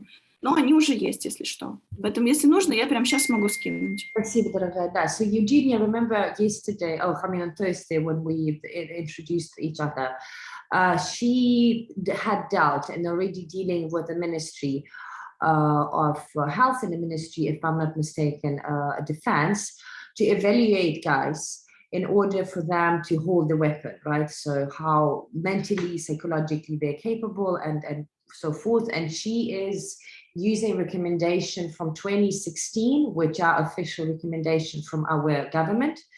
to evaluate, and then she runs only like half an hour of the interview, which is never enough, but at least she's got that data. She's going to share with us the recommendations. Yeah. And then we can build up on that. We can build, we can build upon that our own one.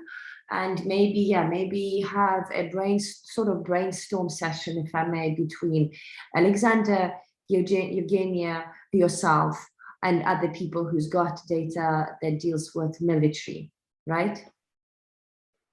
This is very good for me. Absolutely. This is very good. And this... I'm just going to translate it to Eugenia, that will have some sort of, brainstorm. Yes. Go ahead. Женечки, да, и Саша, то есть мы давайте в группе спишемся по времени и уже по информации, которая у нас есть, на которой мы можем уже базировать, то есть адаптировать то, что есть на законодательном уровне, да, официальном уровне, опять же таки, исходя из ваших, извините, личных наблюдений, опыта, и потом с Джилсом вот в таком онлайн-режиме, офлайн, прорабатывать стратегию и уже с ней работать. Нормально такой, то есть вот, да, окей. Thank you. Но пока у вас есть время, или когда есть время, пожалуйста, отправьте все, что есть, какие-то наблюдения личные, или какая-то уже статистика есть, или динамика, может быть, чтобы уже писать Джилсу и картину создавать общую. Спасибо. І те ж саме для других ребят, люди, якщо хтось там працює, звісно, у нас є такі люди, хто працює з військовими, тобто будь-яка інформація, з якою ви вже столкнулись, це тільки плюс. У меня тоже вопрос. А как это, скажем, вот эта методика, скорее, это вопрос к, не знаю, девушка только что Евгения, да, говорила, а как эта методика позволяет не отправить на войну? У меня такой вопрос. Почему я скажу? Я думаю, что война – это очень кризисное событие. Конечно, если бы в стране была профессиональная армия, скорее всего, она бы использовалась. И скорее для меня тут важно, безусловно, важна работа по оцениванию психологического состояния людей, которые призывают. Но для меня скорее важны протоколы работы с военными, которые приходят уже воевать. Именно там, где могут привлекаться военные психологи, потому что скорее не пойти на войну, потому что психологически не готов. Похоже, наша нормативная база не позволяет. Это наш долг – защищать Родину. И в этом месте много, конечно, поднимается разных чувств. И тогда хорошо было бы понимать механизм психологической помощи военным, которые по каким-то причинам не готовы воевать или не могут справиться с какими-то своими сложностями. Потому что, тогда не очень ясно. Я прошу прощения, я просто включаюсь. Спасибо. Да, у нас просто был вопрос от Саши, а вопрос от Саши... Да, я просто думала про то, как вы говорите, что давайте создадим опросник и будем этот опросник использовать. Я думаю, что это очень полезно, но не очень понимаю механизм дальше. Да, человек не очень готов. Что дальше? Мы над этим работаем, то есть у нас есть Джилс, у нас есть... Да, но я думаю, что это вопрос именно того, что страна не военная, опыта воевать не было. И, соответственно, сейчас и выбора нету. Призывают, потому что война. Не очень такое кризисное событие. И тогда важна организация мероприятий на месте уже. Работа с теми, кто приехал уже туда на передовую, у них возникает вот этот страх. Про что этот страх тогда? С чем они сталкиваются и как с ним тогда работать? Я думаю, Конечно. что это, Спасибо. Я это имеет значение. Тіночка, якщо можна, я декілька слів ставлю. Так, можна я зараз, Юлінка, Оленочка, ти тримай, я зараз просто перекладу, от трошки вже загубила. Добре. So another participant of ours, Victoria, she was saying about the fact of Ukraine as not being ready as a military country, because it's something still, recently new to us. And in terms of evaluation, in terms of questionnaires, in terms of overall psychological capacity, we are not quite there. But obviously she says that the questionnaire would be something to start with, but then she is just concerned with the fact that we don't necessarily have a choice now, because people who get mobilized, it's still there, you know, it's no one is forcing them. There is no such thing as, you know, well, reinforced duty when it comes to defense of the country.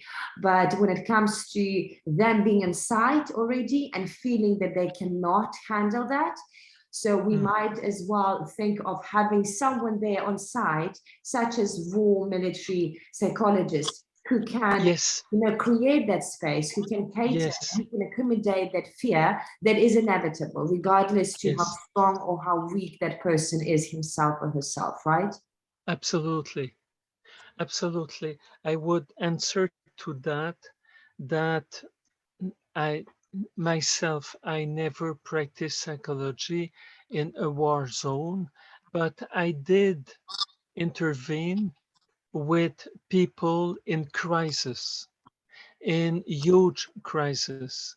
In my office at the hospital, as I said at the webinar, it happened often that I had to call ambulances, police officers. So when we do have somebody who is in a crisis, unable to contain and control himself, it is possible to develop some techniques to help right away in this crisis. Тобто ми про що кажемо тут, що разработать технику по поведению в критических, в кризовых, в кризичных, так, критических ситуациях, о которых ты правильно говоришь, Виктория, это и есть война сама по себе. И разработать эту технику непосредственно для человека самого себя, и потом уже смотреть, где мы можем помочь со своей стороны. Но разработать инструментарий, который поможет этому человеку или парню, или девочке уже непосредственно на боевых, вот, на территории там, это, конечно, наша ответственность. Как дальше эту динамику прорабатывать, но будем вместе все это думать, продумывать. Леночка, у тебе було питання, тобто у тебе є що додати, Олена? Вибач. То швидше не питання, а думка. Сама організація, ми вже говорили про це, організація, що хлопців забирають, наприклад, з мирних професій, ті, які мали досвід вже в військових діях, то вони якби йдуть підготовлені, вони знають, на що вони йдуть. Якщо вони не готові, з мирних професій забираються. Все одно є там хоча б тижнів 2, коли їх підготовлюють, там якісь тактична інформація, чи ще там щось, все одно це все є. Можливо, в великих містах, в якихось прогресивних частинах підключають психологів, де хоча б опитування проводять. У нас, якщо в менших містах, якщо там якихось в провінціях, навіть цього не робиться. Одне діло, коли там людину продіагностували, подивилися, ну так, халепа, в тебе тут там тривожний стан, вже тривожний стан. Так як людині там, наприклад, є аптечка в нього, то принаймні вчити, як справлятися з цими тривожними станами. Ну, я не знаю, 8 років війна, але в нас ці всі питання не пропрацьовані. Нас не готують, що з тобою може бути і як тобі з цим діяти. Але це ми говоримо тут на місці, а про це треба говорити на державному рівні. І вже сьогодні, вже зараз, тому що скажімо, профілактика тих таких посттравматичних і травматичних ситуаціях, я думаю, вона би дала б результату на 80 краще. Тому що якщо вони не підготовлені, ходять туди, та мотивація грандіозна, сісти і приїхати туди. Коли попадають в такі складні ситуації, ну, ми всі люди, і ми всі не завжди можемо знати, як ми прореагуємо в таких ситуаціях, коли є стрес такий сильний. Дякую. І з тими, наприклад, з ким я спілкуюся, то вони навіть менше реагують, можливо, на оті там якісь ну там чи поранення, чи там бомблять, або ще щось, до цього якось організм адаптується. Швидше вилазять якісь раніші травми, якісь раніші, іде переоцінка цінностей, і це весь все нагромадження, яке ну досить складно пережити вже ті обставини, в яких вони знаходяться. Так, але то ми тут говоримо, а це має говоритися, не знаю, на державному рівні. Будемо такими. Дякую. Yeah, Helena, she was just adding to the notion of necessity of building up schools that she mentioned, because even though guys would have, even from the guys from, say, peaceful careers, right? So people who were not exposed to something, well, like people who did not choose military as their career, but they also voluntarily, you know, they go, they mobilize themselves, and we provide 2 weeks of initial training. In bigger cities, infrastructure, in more progress cities, yes, they might have a help from a psychologist, but in a local community, it's not that much. And even though they have their, you know, medical aid, but we do not put any preventional medicine that might help in terms of stress relief, you know, in terms of, we're not talking about sedatives and heavy drugs, but just overall awareness of a possible anxiety, of a possible something, whatever the case is. But people, guys and girls, they go there without a clue on how their subconscious self will react inevitably. Yes. And on a government level, this question had not been raised, even though we're here for the 8th, it's going to be our 9th year soon. Oh, okay. So, you know, I would say that the more we will give psychological support to the soldiers, the stronger they will be, and the stronger they will adapt to this, to this difficult reality. Він розуміє так, що чим більше ми будемо давати психологічної допомоги, інструментаріїв, тим дійсно, ну, не швидше, але тим краще і тим ну, здоровіє вони можуть справитися з цим. Але для цього треба консолідувати нашу всю інформацію, які є спостереження, які є у вас думки свої, яка є там, ну, державні, які там, не знаю, пробіли. І отак будемо будувати теорію в плані вже, ну, для допомоги їм. І виходити так на оці двотижневу підготовку. Я впевнена, що нас, в принципі, при правильному підході нас можуть туди включити. Тобто дати нам також трошки права на те, щоб ми допомогли зі своєї сторони. Yeah, I'm just saying that during these preparational weeks, you know, that guys go through, we're not talking about rotation, we're talking about initial preparation, the first one. Yes. I'm sure we can find those channels, at least one, which we can start talking to in terms of territorial defense or maybe some other, you know, divisions, and we can propose, we can offer them our help. Yes, could propose our help in, like, how do we call that? Like a new project, a trial project. Yeah. This would be possible to try that with a special project with a little unit and see what is the difference. Yes, this could be something. Якщо б ми могли, але ну, якщо ми все можемо, вийти на якусь от маленьку групу підготовчу. Ну, не маленьку групу, я маю на увазі в період першої підготовки, от вийти на них і запропонувати от таку от, ну, консолідацію і попрацювати з ними, з хлопцями, з дівчатами, і на такому рівні побудувати вже практичні також інструментарії. And I think the good word is experimental project.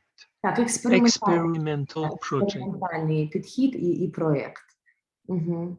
And when I will be with you in Kiev if it is necessary, I would be available to meet anybody from the military or the government to explain these things with you. Once you hear. Yeah. Ну да, і коли Жил вже приїде до Києва, сподіваємося, через через 2 тижні, 3 тижні, вже можемо і практично вже практику запускати. Okay. So it's almost 11, is it that? Yes. Yeah. So we had in a chat, Олександр, да, тобто я бачу, що ви написали, що у вас є, Саша, это, если я правильно понимаю, вопрос не к психотерапевту, а к военным психологам. Напишите, порекомендую, кому обратиться. То есть у вас есть, да, эти люди? Я просто наперед, чтобы понимать. Есть группа психологов, которые работают с военными. Спасибо, спасибо. Yeah. So from Alexandra, right? He's got a context on war psychologists, the military psychologists, sorry, on the psychologists who working with the military on site already. So I think we need data. I think we need maybe initial Zoom with them or something, right?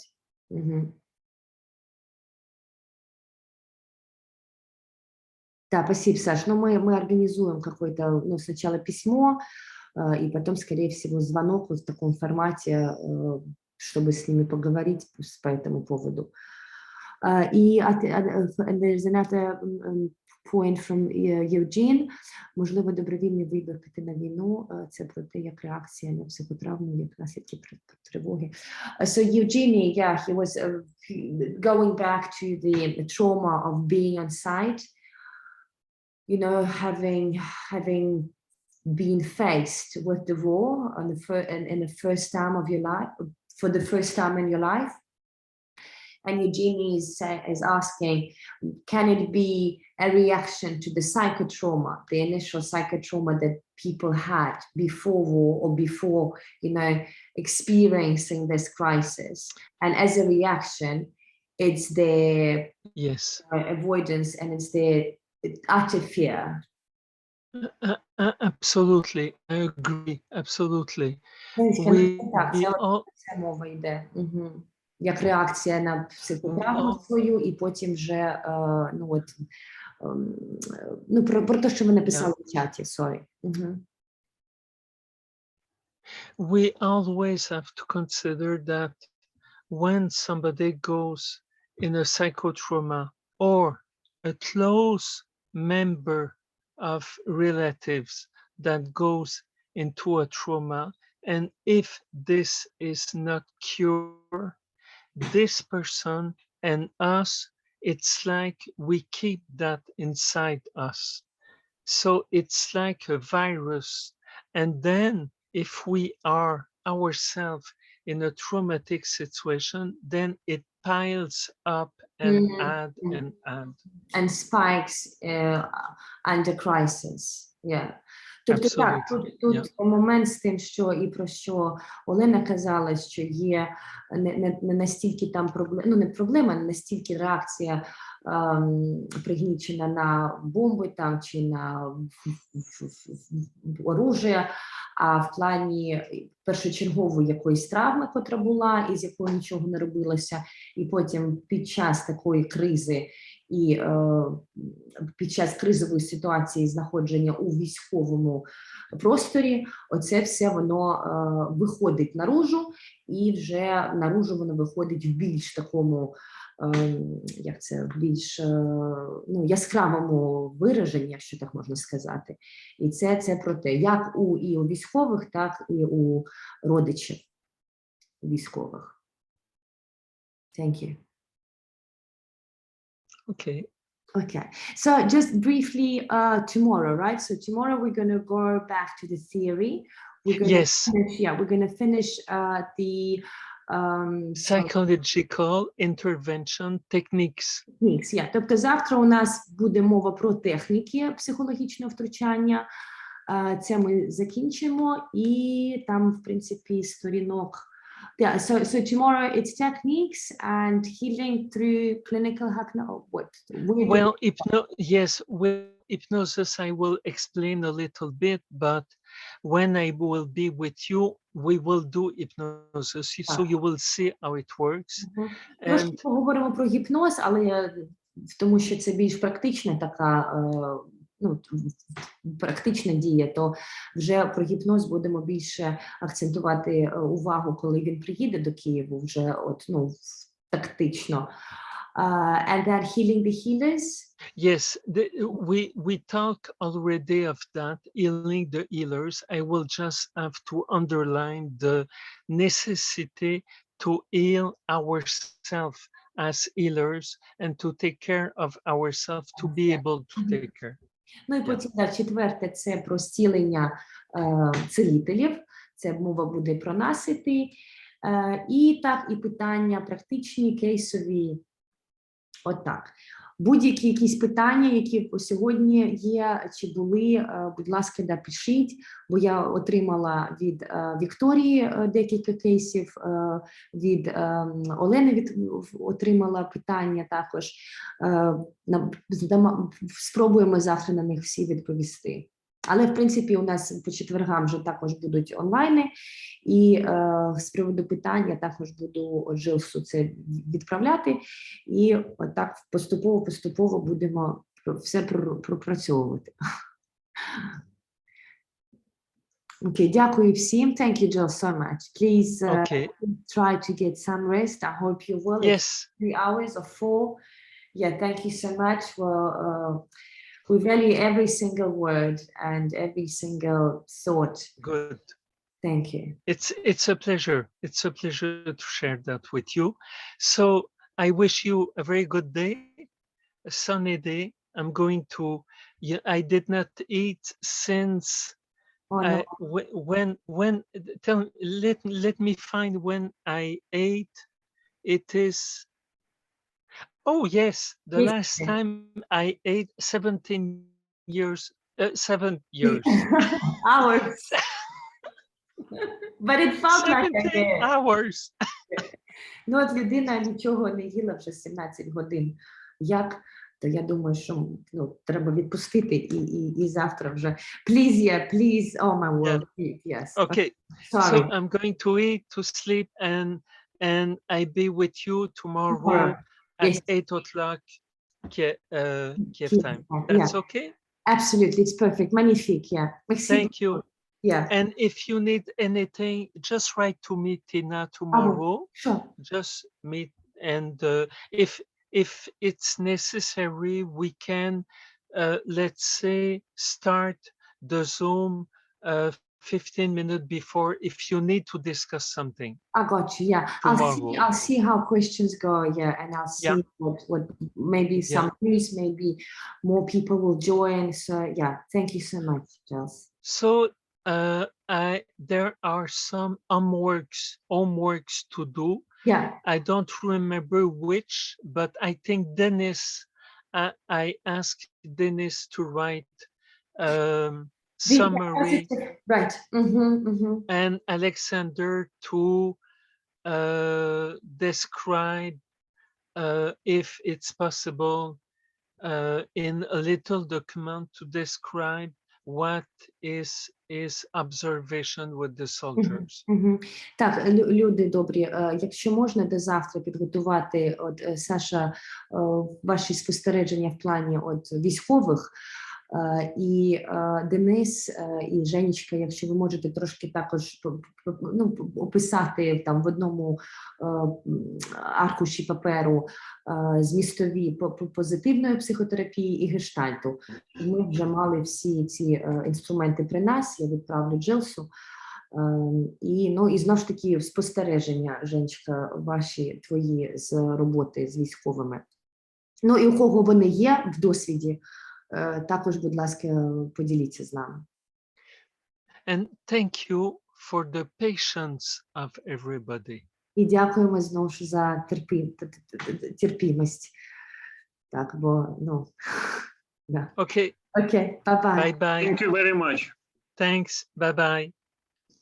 Добре, до завтра, мої любі. На в чаті все пишіть, все і про все. І всім файного дня. До завтра. Ще раз Навзаєм, дякую, до завтра.